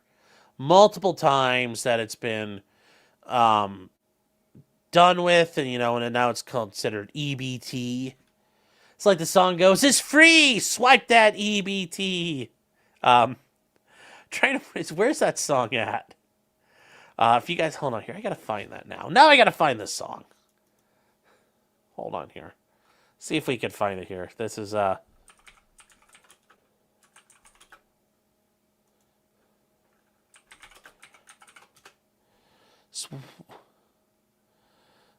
yeah, here we go. This is I love this song. Also, guys, if you have never seen this or never heard of these programs before, there's also another program, WIC, Women, Infants, and Children. That is another program that is part of, nutrition assistance that's out there. So if you've ever seen WIC eligible, that's why you'll see that. And yeah, it's on in your supermarket, WIC. Anyways. EBT cards for the hot food. Jack in the Box, KFC, Subway, El Pollo Loco, Rally's Burger, most of the donut shops, the burger stands, Woody Barbecue, all the fish markets, some of the beauty supply stores on Crenshaw, and Rainbow on La Brea. You can buy you some clothes. How much you got on your EBT card? Girl, I got enough to get it turned up. I done took the kids to the babysitter. Which liquor store take the EBT card? Where y'all get that Patron last time? Public service announcement. This is where the taxpayer money goes.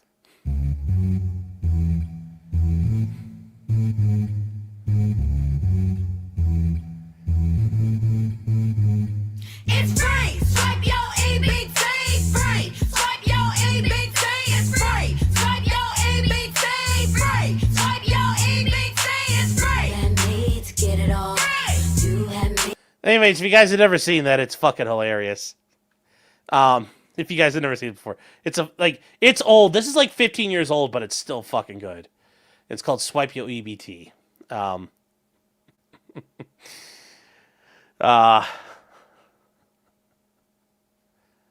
Now, Unforced Ego says, Sean! Next to my EBT. Is that a thing? Like, hold on, let me see here. Okay. My EBT. There we go. Let's see if this is. Okay, here we go.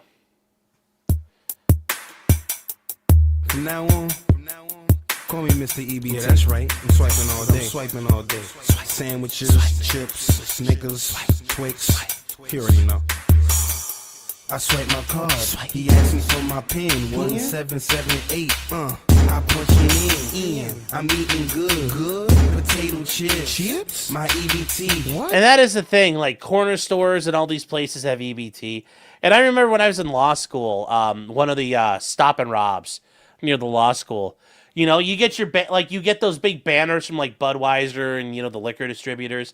And the guy that was running the convenience store used one of those big Budweiser banners and had spray painted on it. We accepted now accepting EBT on the Budweiser banner, and I'm like, holy Jesus Christ.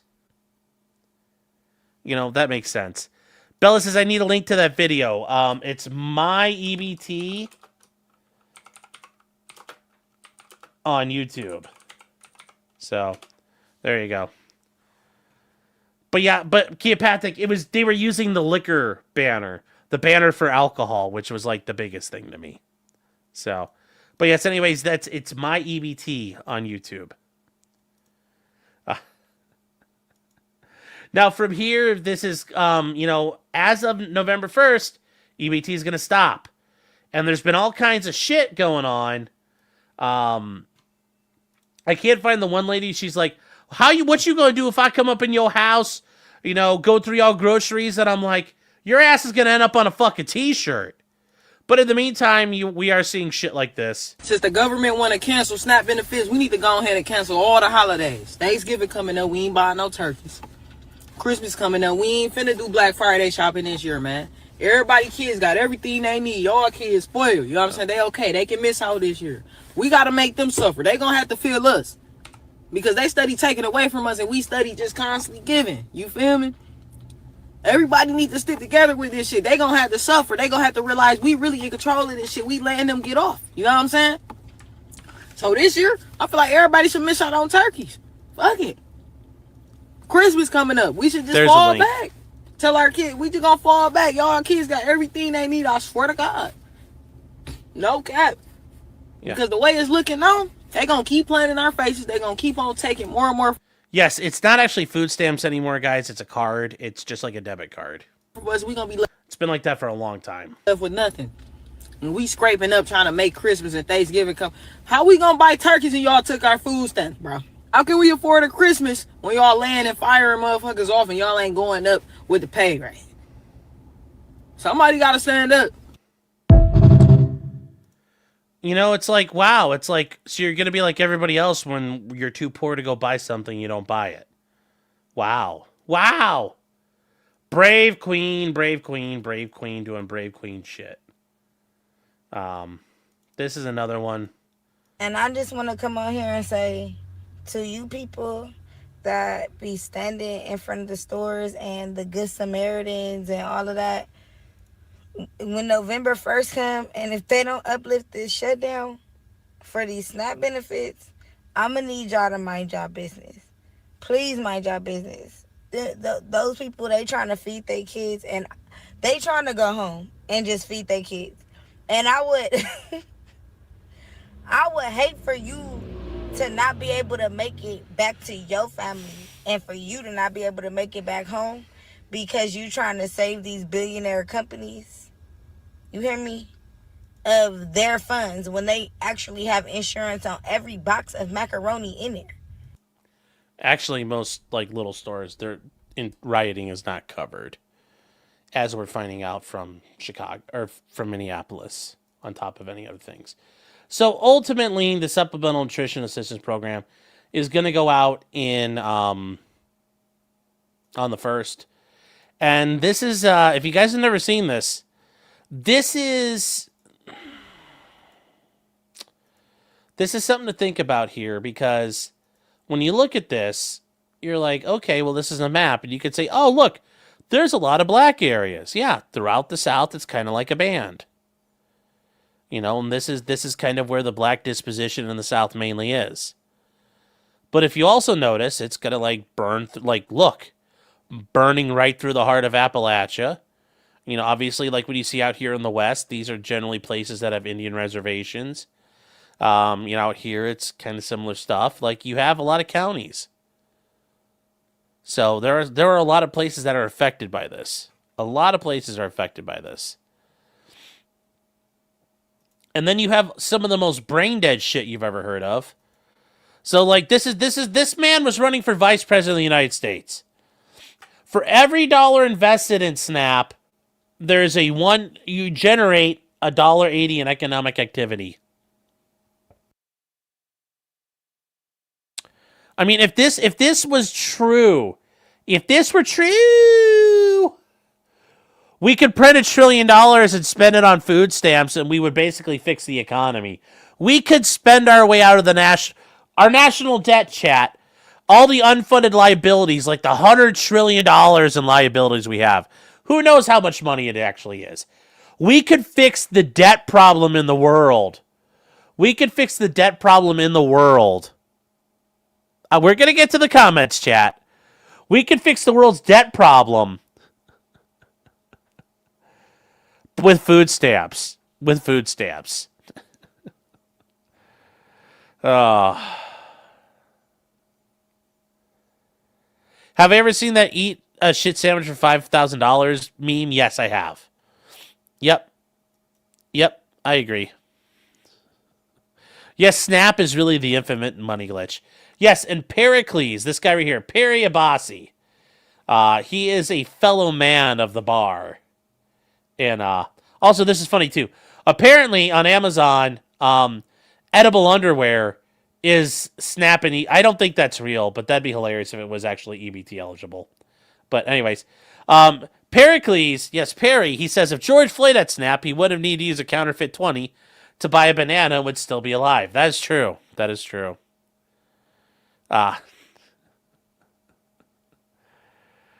Yeah. Yes, to buy a banana is a pretty hilarious reference. It is true. So, yes, every dollar printed costs us 7 cents. That is also very true. It costs money to make money, chat. The amount of money it costs to make a penny is more than a penny. So, it's weird. The economy be weird like that. So in response to all of this, obviously because the government shut down, multiple states are rallying together and they're telling the Democrats, led by the Attorney General from the state of Ohio, Dave Yost, God, why couldn't he have won the primaries instead of Ramaswamy? Fuck. Anyway, sent to Chuck Schumer. And they are asking for, to pass a clean continuing resolution that keeps services funded and protects SNAP. You know, a clean resolution is not a political concession. It's a responsible thing to do. And it says SNAP is one of the simplest ways to prevent hunger in America. I mean, it's riot insurance. If we don't pay it, people riot. It's a riot insurance. That's all this shit is. The thong is not EBT eligible, I checked. Okay, so that was just fake. Okay, thank you. Well, I appreciate it.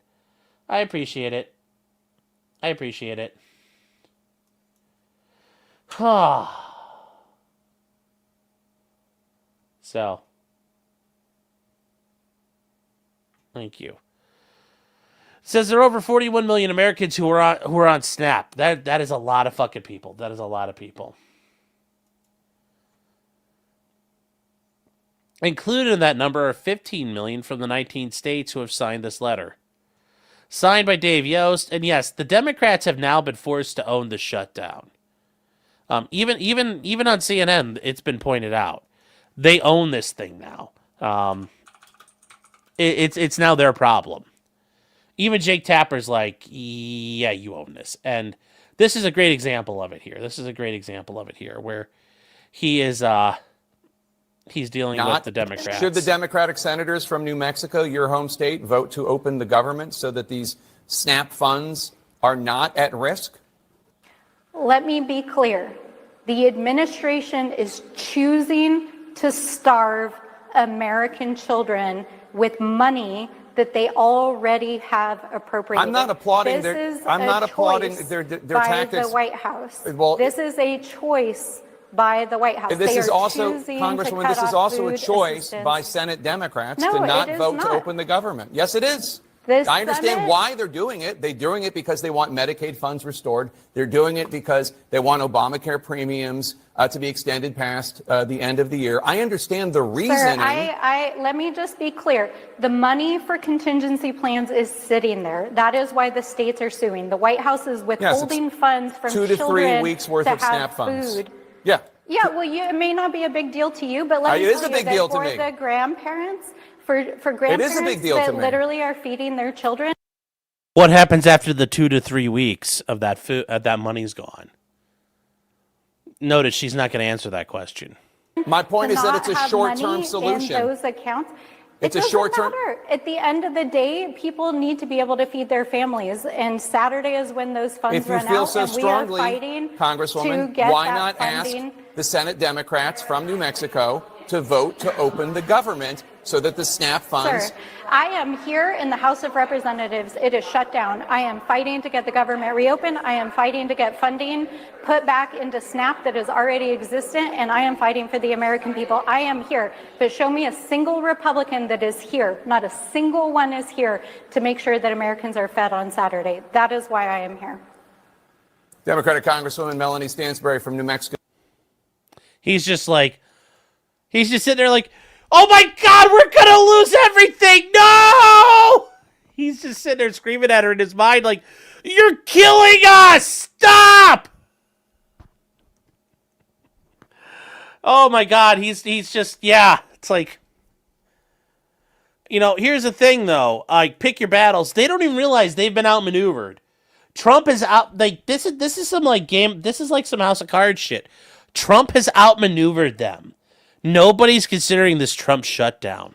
A lot of people don't care right now. It's like, I'm not caring. Like, how many people give a shit right now? You mean like the government hasn't been running right now? This is awesome. You're like, I don't notice any difference. I don't notice any difference in my day-to-day life. So it's going to hurt them a lot. It's going to hurt them a lot. CNN looks suppressed because they understand that we're losing the PR battle. She can't take the hint. Well, as the meme says, can't understand normal thinking. You know, can't understand normal thinking. It's what it stands for. Yes, I'm not tired of winning. A 30-day government shutdown. This is insane. And that's the thing. You think about that. You know, like, Trump's not a conservative. It's like he shut the government down. He's firing workers left and right. How many conservatives... Would Mitt Romney have the balls to do this? No, none of them would. So, this is... Yeah, I was able to go to the Grand Canyon during the shutdown, yes. Yeah, it's like during COVID, they would have filled it in if they had their way. Yes, 13 times they voted to keep the government shut down. Yes. And yes, chat, that is our goal. 61 days. Can we hit it? Can we hit 61 days? Then the real cuts begin. The real cuts begin, chat. Can we make the goal? Can we make the goal? Yes. God bless the goal. Yes. Yes, Fire PA says, Paul Wyatt, please open up my government. Yes. All of them are cucks. Was Paul Ryan a good conservative? No, he was bitch made. I agree, Brimstone, but we can dream. Tread lightly on my dreams. Tread lightly on my dreams. I wish I could speak like Marco Pierre White. It's like, just tread lightly on my dreams. Tread lightly.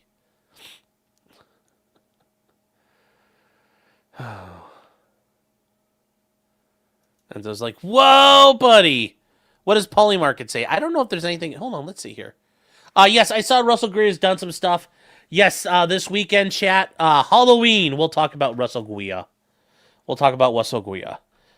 We might not have Halloween because it's supposedly going to rain out here. And I'm like, ew. So I guess we're not going to do Halloween, which sucks. Polymarket. Not Polycule, Polymarket. Oh, wow. Okay, so here's some Polymarket stuff. Here's some Polymarket stuff. Some of it's depressing, some of it's not. Polymarket is under 10%, reopened by the 3rd. Lol, yes. Well, that's the other thing, too. Who said it? Who had it just here? I wanted to highlight it. Yes. That's the other thing, too. There's now a lawsuit that's been filed, and I've been reading through it because it's like 100 pages long. They're suing Trump to disperse money that allegedly he has, but I don't know if it's clear it's still there. Yes. Last week they didn't want kings, but this week they want him to act like a king. They want him to spend money that he doesn't have the authority to spend. So now it's okay that they want kings. Isn't that funny how that works? Isn't that funny how that works? Isn't that? Winter Soldier says 5-1, end of the 7th for the Blue Jays. Goddamn Canadians are ruining our stuff. Oh. Absolutely. What am I dressing up for as Halloween? I'm going to pretend to be a non-cringe podcaster and blogger. So. I'm going to pretend to be good at this. Oh, chat. Oh, chat. That's the sad part about it. But it's true. That's That's what I do. That's what I do. All right, so let's see here. What is Polymarket telling us anyway? What is Polymarket telling us here? So am I going to be Hassan? Yes, that's exactly it. I'm going to be the RV guy. I thought about that. That would have been fucking hilarious, but I can't smoke cigarettes. I did think about that. That'd be so funny. I just sit here, just think. That'd be great. Okay, so here's some of the Polymarket stuff. So, let's see. What are some of the options here? Well, when will the government shutdown end? Predicted. Wow, people are thinking it's going to go. Oh, buddy. People are thinking mid-November right now. Wow. Over 50% think it's going to go till next week. I mean, like, almost, like, think about this. Oh, almost 36 and 26. That's 52%. I think, wait, no, that's 62%. 76%. 80-some% think it's going till November. I mean, technically November's Saturday, but, like, a lot of people think we're getting through the first week of November, chat. Whoo, buddy. Wow. That is deep. That is deep, chat. So. Yes. It's Steiner math time.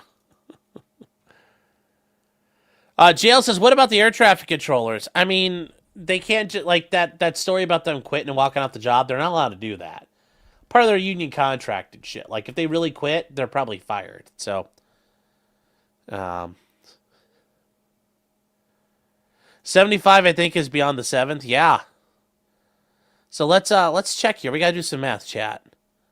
So as of today, at 10:36 p.m., 36 plus 26 is 62. Actually, hold on. We'll take 25. We'll do the 8th through the 11th, the 12th through the 15th.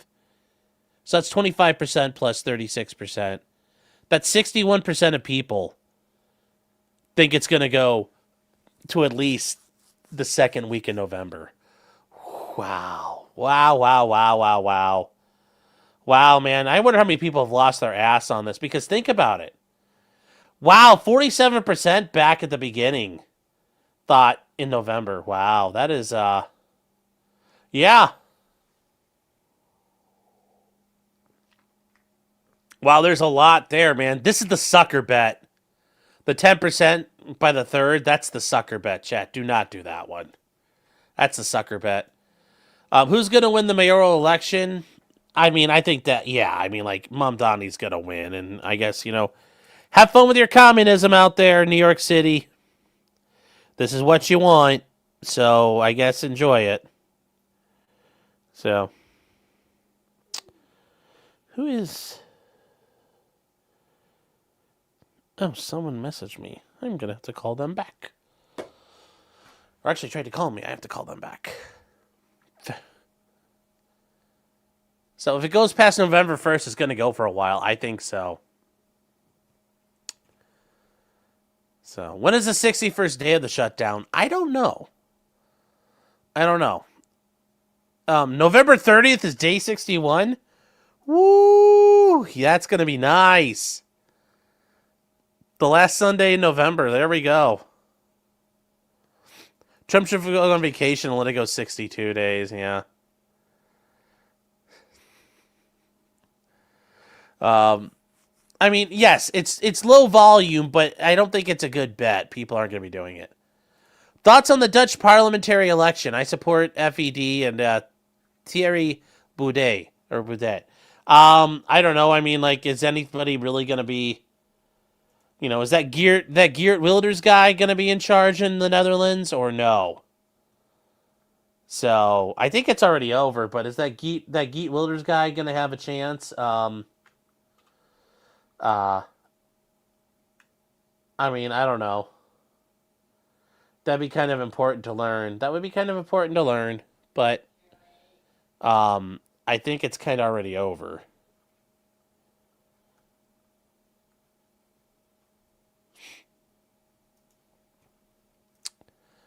I don't know. How right-wing are they?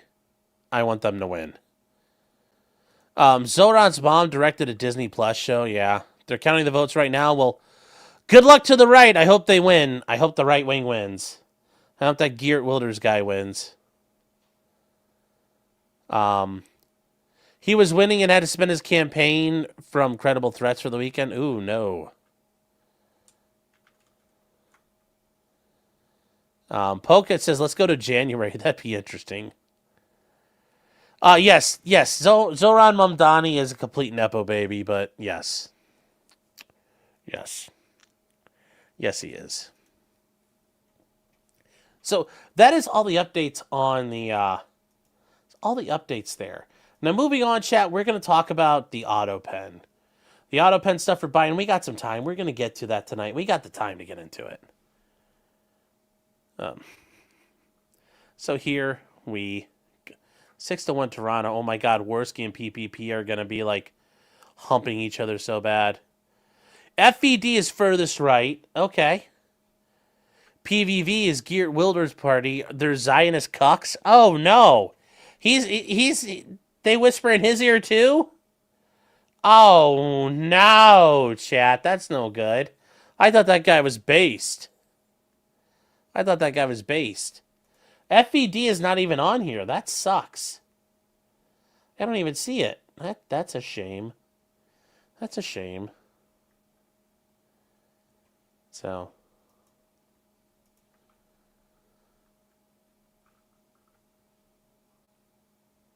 Yes, I noticed. I've noticed a lot, yes. Siobhan, you're taking off. Well, have a nice night. Good night. All right, so moving on to Biden and the auto pen. Guys, we talked about this before. President Biden used an auto pen to sign things. And I think we've talked about auto pens before. Haven't we talked about auto pens? I think, hold on. What's that, babe? Okay, thank you. I love you too. And I know, I think there might be some new people here. We're just going to touch on this super quick. If you guys have never seen what an auto pen is, they're super simple. Auto pens are, they are super, super neat. You are looking at the Ghostwriter by Automated Signature Technology. The Ghostwriter is manufactured in the USA and can help you manage your time and increase your efficiency by allowing the option of delegating your signature. Use of the machine is simple, as after printing your letter, you insert your signature card in the Ghostwriter. The signature card is similar to a credit card in that no one can use it unless you give it to someone else. Now, the auto pen that Biden may have used might be a little different in design, but it's going to be the same operating principles. So, and by pretending 2.0 is still around, oh, hold on here.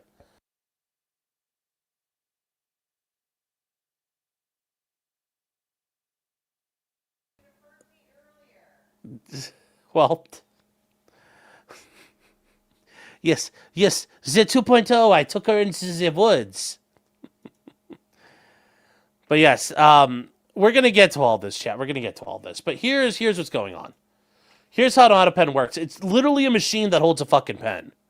Inserted, line your letter up with the signature area, and then either press a button on the panel or press a pedal that comes with the machine to begin signing. Within seconds, the signature is done, your letter is finished, and by removing the signature card, no one can reproduce your signature but you. Like, this is a real item. It's a real thing of what it does. It looks kind of gay, yeah, but it's a very important thing. There's a pic of Biden's pens in the White House. No, there's a picture of his auto pen, which is fucking hilarious. Afix says that signature looks terrible. It's meant to be as a demonstration aid, okay? Yes, 2.0 is here, unlike the late Mrs. Burnell. Yes. 2.0 is still living strong, unlike Linda. Now, what happened with Biden? Well, this is the House Oversight Committee's thing here, and this is actually kind of a good example of what's going on. It shows all the different auto pen signatures. Lawful Lucas. Okay, great. Here you go. Here you go. When I interned for U.S. Senator, one of my jobs was to use the auto pen machine to sign all of the congrats, you graduated high school letters and shit like that. Yes, that's why they do it. That's why they do it. Brimstone says, are presidents so lazy they can't even sign their own names? Think about how many bullshit letters you send out as president. Like Lucas just said. You know, when I graduated high school, I got a letter from each one of my senators. And I got a letter from my representative saying congratulations on graduating high school. Like, how many of those do you think they fucking send out to everybody? They're not signing all those by hand. Think about all the different things that a president has to sign. Nowadays, you could probably get away with electronic signatures and like docu-signing, but even then, he can't sit there and just go boop, boop, boop, boop, boop, boop, boop, boop. Like, no, eventually he's going to tell his staff, you know, hey, Mr. President, can we do it? Yep. He's going to tell them how to do stuff. This isn't new. This isn't new. This is not a new thing here. Yeah, back in the 90s, yeah, like sometimes the presidents would handwrite shit out. Brimson says, no, you did. Those letters are from their staffers. I understand. The staffer, like my senator didn't actually write that letter. It was in an auto pen machine. That's the point. Like nobody actually sits there and writes out 10,000 letters for all the graduating students. So you didn't actually, you didn't get a letter from you. Okay, come on now. Come on now. Now you're just being ridiculous. Sula's saying signature stamps are still a thing. Yes, but you can tell when it's a stamp versus a pen. And if it's a stamp, that looks informal and it makes you look like a big fucking asshole. Whereas if it's written with a pen, it's written with a pen. It makes it, you know, it gets things done.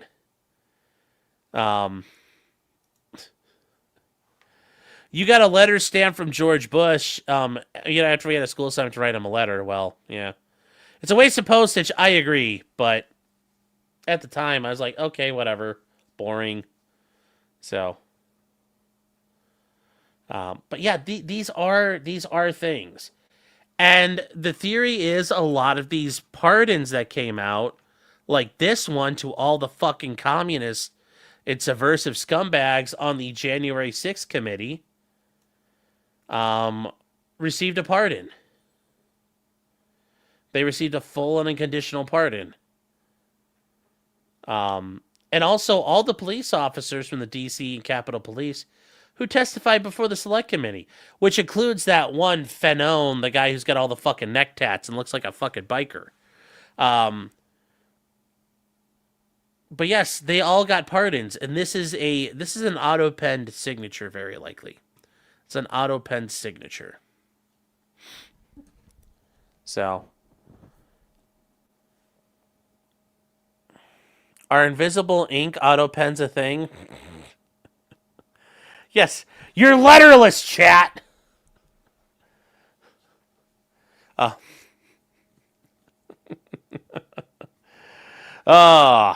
Yes, it's a pen. It's automatic. So what happened from here? Well, they looked into Biden stuff. We watched a couple of these interviews that they did of the videotape depositions. But yes, I mean, some of this is poignant. But really, at the end of the day, guys, there's not a whole lot you can do here. The pardons, like I said, those are one-way tickets. When they're gone, they're gone. So ultimately, yes, is this true? I agree. It sounds like, Biden was experiencing a mental decline. Yes, he was. And the inner circle of Biden's people were lying to the press and ignoring everything that happened. It's interesting that they did everything they could to hide the cognitive decline of Biden. Ultimately, they're trying to figure out if White House officials exercised the authority of Biden or intentionally concealed his worsening mental state. And the committee determines they did both. Do I agree this is bullshit? Yes. His staff abused the auto pen and a lax chain of command policy. they executed decisions without documentation of whether they were in fact authorized. Like, and that's the thing, guys, when you're doing things on behalf of the president, there's documentation that you should be able to follow that. Because if you ever question it, you prove that Biden had made the final decision. There's no record demonstrating Biden made himself of all the decisions that were attributed to him. You know, that's a big fucking problem here. That's a big problem here. But it's funny that the, you know, at the time they said Biden's mental acuity in 2020 was a smear tactic and a false conspiracy theory. Well, it turns out not true at all. You know, Karine Jean-Pierre was like, you know, the gay black woman. That's all she has to remind you as. It's an incredibly offensive question. Biden's first chief of staff, Ron Klain, said, I think his performance as president is the ultimate test of his ability. Well, oopsie poopsie. And then we learned about through his mishandling classified documents investigation in the Her report. Biden completely was fucking wrecked. He didn't know what's going on. We saw the deposition of his doctor who said he never conducted a cognitive exam. You know, people invoke their Fifth Amendment rights against self-incrimination when they're asked if they were told to lie about Biden's health. You know, they think that Biden's doctor succumbed to political pressure. And you know, like, yeah, this guy should be investigated, but he won't be. You know, they point out that the doctor, and this is something we're gonna watch this guy's his deposition. He possibly could have made $8 million by keeping Biden in the race. You know, there's all kinds of shit that happened here. And ultimately, it was not until Biden's disastrous performance in the debate that anybody actually looked at the need for him to get a full workup. You know, that was the problem. But who was involved? Anthony Tomasini. We watched her deposition. Anthony Bernal, chief of staff to Joe Biden. We watched both of their depositions, guys, if you remember correctly. We watched their depositions.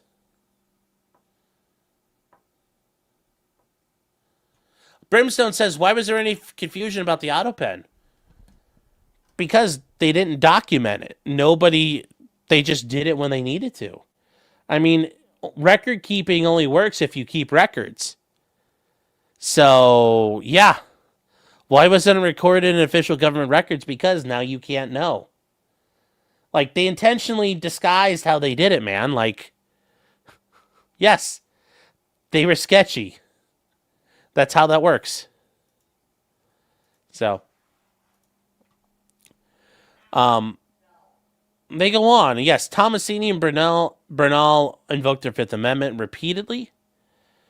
And, you know, they revealed that the Biden officials went to Great Lakes to prop up Joe.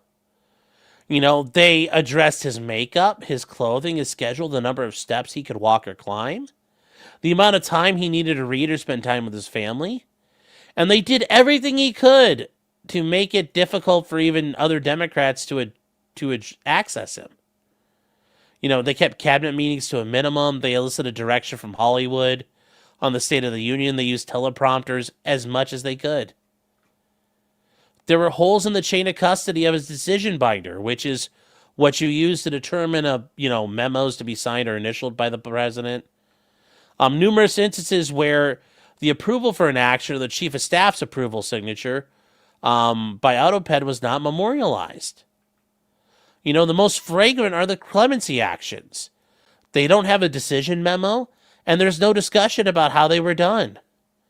Was Joe Biden aware of the criminal backgrounds when making these decisions?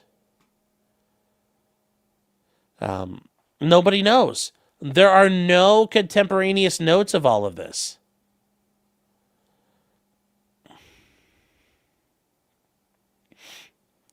And ultimately, the way the pardons were done was secondhand to the chief of staff's aide, who then called the chief of staff who authorized the auto pen from home. The chief of staff did not even know who actually used the auto pen. Using his email account with his permission, communicated the auto pen was authorized for clemency stuff.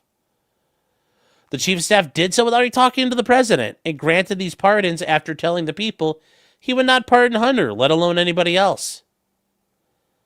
And then Poe, the aide to the chief of staff, sent an email to the chief of staff's email stating, I approve the use of the auto pen for the execution of all the following pardons. Thanks, from the chief of staff. So, yeah, I mean, it's all garbage. It's all fucking garbage. Yeah, I mean, like, this is all stuff that we don't have the chance to see. And there's other House oversight interviews that we're going to go to. If you guys are interested in it, I am going to watch some of those here coming up, if you want. But, well, actually, to be fair, I am going to watch them, and you are going to watch them with me. So I hope you guys are interested in them, but I have not had time to watch them all.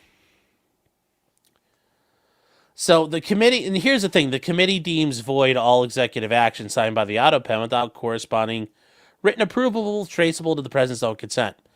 You know what the neat thing is? That doesn't matter. It's valid. That doesn't mean anything. So they point out that Biden was losing command of himself throughout his time in office. Yeah, that's true. There are pardons of which are many cannot be all deemed his own. Sure. The authority to grant pardons is not to the inner circle. It can't be delegated when his competency is in question. And more importantly, even if this could be delegated, which it cannot, that's actually not true. Biden could tell people to sign stuff on my behalf. They say the president must make the decisions and courts can hold pardons void if the decisions are made by others. Notice they have a citation here. What is that to? Is that a court case? Nope. It's some guy who wrote something. That doesn't mean shit. So no, these are not going to be held void. They're not going to be held repealed. Nothing is going to happen. And nothing should be able to happen. I don't want them to be able to do that. I don't like this idea you can void these pardons is absolutely not acceptable to me. Absolutely not acceptable. That's not going to work. I don't support that in any way, shape, or form. We can't do that. So that's not even an issue. Can we hit it, chat? No, we can't. No, we can't. We can't do that. We can't do that. So,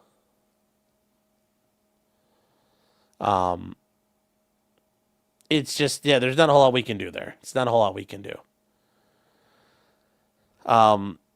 Edward's saying, I'm sorry to hear this. I have Huntington's. It really pissed me off. The left is telling everyone to ignore the signs of their loved ones going through decline. Yeah, I mean, it's awful what they did. It's awful what they did. Brimstone, you're also correct. Laws mean nothing. Force is the only thing that matters. I mean, true, yes. Force is the only thing that backs it. Like, that is the only thing that underpins the law. Der Spud says, it is absolutely, and yes, pardons made not by the president. How do you prove they're not made by the president? Like, this is where, once again, how do you prove he didn't do it? There's no records. They intentionally didn't keep records. Now, remember, the issue is if you really want to get people, you get those people for violating laws about accessing the equipment or signing things without permission. You want to lock up a bunch of Biden staffers and put them in prison. That's how you're going to do it. Getting them for signing something like that, yeah, you're probably not going to get anywhere. You're not going to get anywhere. But if you can get them for violating rules on how they did it, that will get you somewhere, maybe. Yeah, it's playing with fire that presidents could go back and forth and repeal pardons or anything like that. That's just insane. Nope, a pardon is like a bullet out of a gun. It's not coming back. It's not coming back. So, Brian says base and Leviathan pilled. I mean, well, truly. Everything is backed up by force at the end of the day. All rights are guaranteed by force.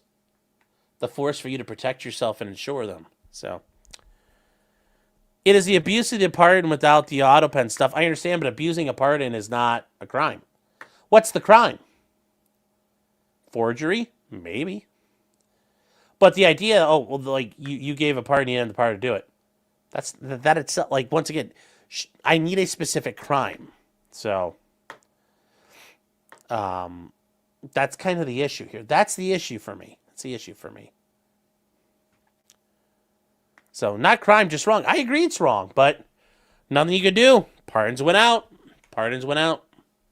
So, the staffers should have auto pen pardon themselves. Yeah, but I think they realized that's not going to work that way. I think everybody realized, wait, everybody got a pardon? That's a bit stuff. Yes, forgery and, all that. Those are things they might be able to do. Yes, abuse of the pardon is not a crime. What's the crime here? And that's the thing. Maybe there is a crime, but as of right now, that's not it. That's not it. So that's the big thing here. And when you go through this is just, that's just the executive summary, guys, of everything. But there's an entire list of people they interviewed here. There's a list of, yes, oops, all pardons. Oh. How do you give Bun actually brings up a crime here, or brings up a crime. How do you give a pardon to somebody not charged with a crime? You take a piece of paper and here's your pardon. You don't have to, I can pardon you even if you're an innocent person. Right now, if I was the president, I could write Bun E22. Here's your pardon for any and all crimes committed against the United States from up to January 20th, 2029. There you go. That could be your pardon. I mean, that's all it takes. That's all it takes. The pardon power is a plenary power. It's absolute. It's almost absolute. What's the only thing you can't pardon for? Impeachment. Everything else can be pardoned. The idea that you can't pardon you can't proactively pardon, I think is probably not allowed. But, I mean, technically it doesn't say you can't do it. Doesn't say you can't do it. Kia Pat says, what is a crime? A succulent executive pardon. Oh, let's see here. But there was no crime alleged. Doesn't matter. I don't have to accuse you of a crime. I could say any and all crimes you may have committed. Because I don't know what I can give you a blanket pardon. Literally, I can write out for it's like the pardon the January 6th people got here. This is a great example of that blanket pardon. Here you go. This is an example of it. For any and all offenses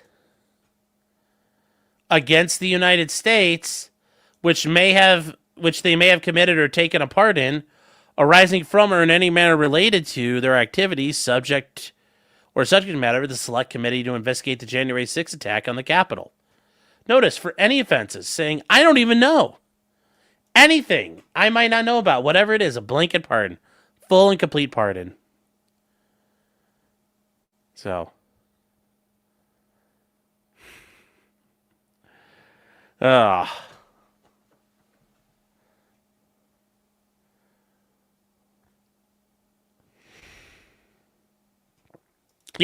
it's very simple. I can pardon you at any point for all kinds of things. Yes. A Tom Clancy book was based off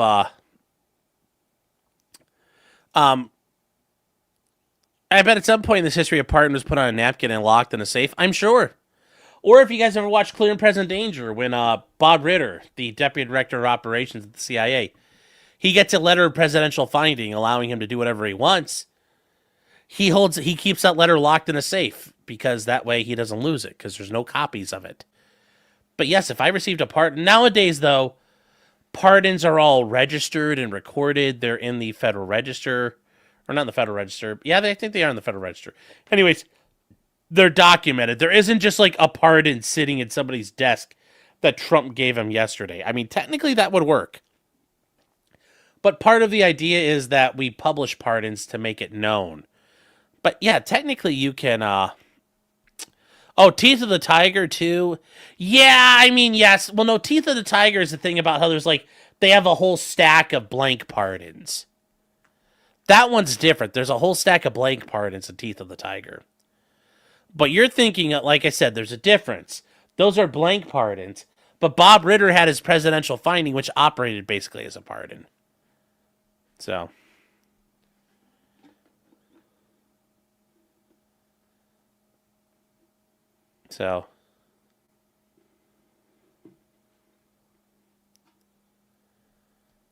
Yes, it's a book of pardons, yes.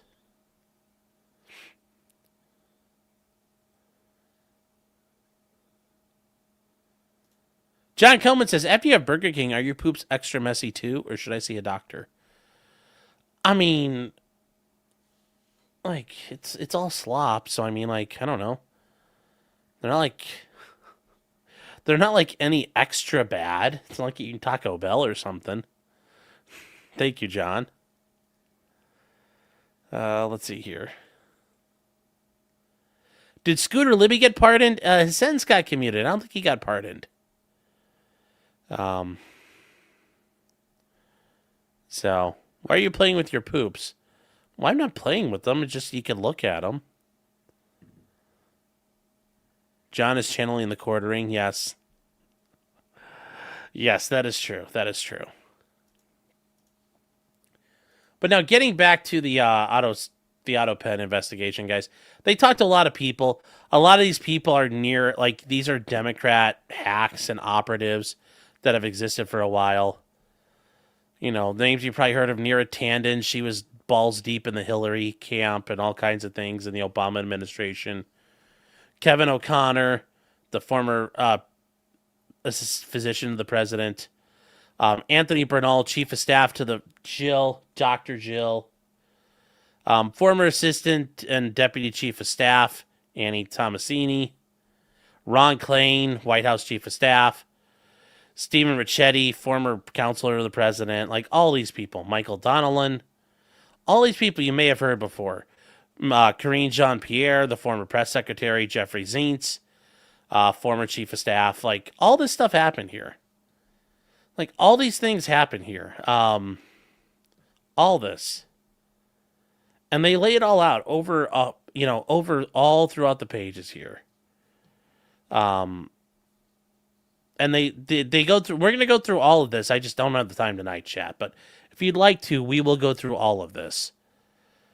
But, each one here, they talk about who was running the White House. The medical cover-up. Biden's inner circle. The cover-up going through 2024. And who made the auto pen decisions. All kinds of stuff. All kinds of stuff. But none of this is going to be eligible to... You're not going to be able to reveal it. Nothing's going to happen here. You guys, I'm not talking about Taco Bell. Like, I'm talking about we'll do this another day, because I think it requires its own discussion here, unless you want to start going through it, because the AutoPen stuff's like, a good number of pages here, and I don't know if we have time to get it all done tonight. You guys are talking about Taco Bell still. Jesus Christ. You guys are crazy. Anonymous for $5 says, we won't buy turkeys. You bought them with food stamps to buy taxpayer dollars, though. Yes, that is correct. Spud Gun for £2 sterling. The King Sterling says, hello, Sean. Hi.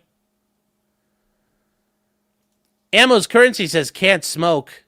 Been around 14 months says, can't smoke. What are you, gay? Yes, exactly. Gay as fuck. Taylor Cook says, if it goes past November 1st, it's going to go for a while. I think so, too. And I agree, Craig. The pardons are never going to be revoked. And like I said, I don't think they should. I don't want them to. That's just a nasty, nasty thing. So. All right, guys. So that is it for us tonight. We've gotten to the end. And we will work on, maybe on Saturday, I was thinking, as time permits, we can talk about the auto pen, like, in discussion in depth. But the ultimate findings, guys, it's not going anywhere. We're not getting rid of it. I know some of you may want that, but it's just, we're not doing that. It's not going to happen. You don't really want that to happen. You don't really want that to happen. So, Benjamin, let's get at the perfect time. Are we going to do locals? No. It's, got to get ready to go to bed. It's late. But if you guys are new and you're not here normally, tomorrow night, 9:30, we will have the Thursday night show. Hope you guys join us. All kinds of stuff. Like, Rosie O'Donnell has a daughter who might be going to prison. Like, you're like, did not know that. There's actually a lot of things. Apparently, some of the guys who robbed the Louvre have been arrested. And you're like, And this is kind of an update from one of the trials we did, the Ethan Liming murder trial. Well, one of the people involved in that murder has re-murdered, surprisingly. Not really surprised, but we'll get to it. We're going to have some things to talk about. It will be very interesting. And hopefully we have some other information at that point regarding some of the court cases, but we'll see. We'll see. Stacey says, I need to wait until the game is over. Well, no. That's not going to happen. Yes, the Mike Kowalski case, yes, that case looks like it's getting reversed and sent back down, like, in its entirety. It's like, wow. Yeah. They should still go after him and make him squirm and dance. I don't necessarily think that's a bad problem. Just know nothing's going to happen. And yes, if they actually void the pardons, they need to go all the way. I agree. I mean, there's no half measures if you do that. If you're sending out Saber Squadron, if you're sending out A Squadron from, CAG to go take care of something, you better be seeing the fucking thing all the way through. Wait, what about Johns Hopkins? Remember the Maya Kowalski case? Take care of Maya? A bunch of that got reversed and sent back down by the Court of Appeals.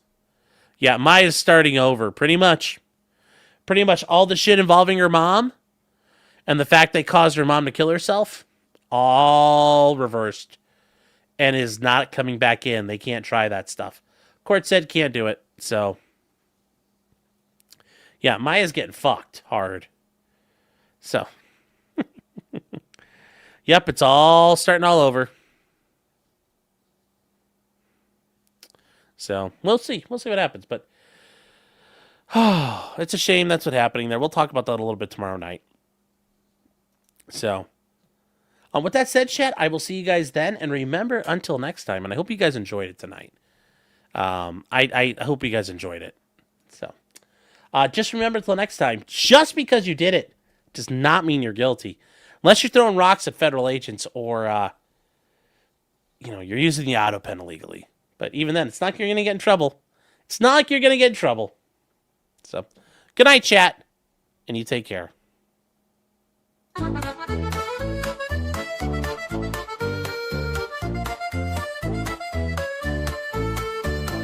Weapons, blacksmithing, and models of planes, esoteric works, and even some trains. Much merriment had while drinking White Claws, tips on hunting, and even talking the law.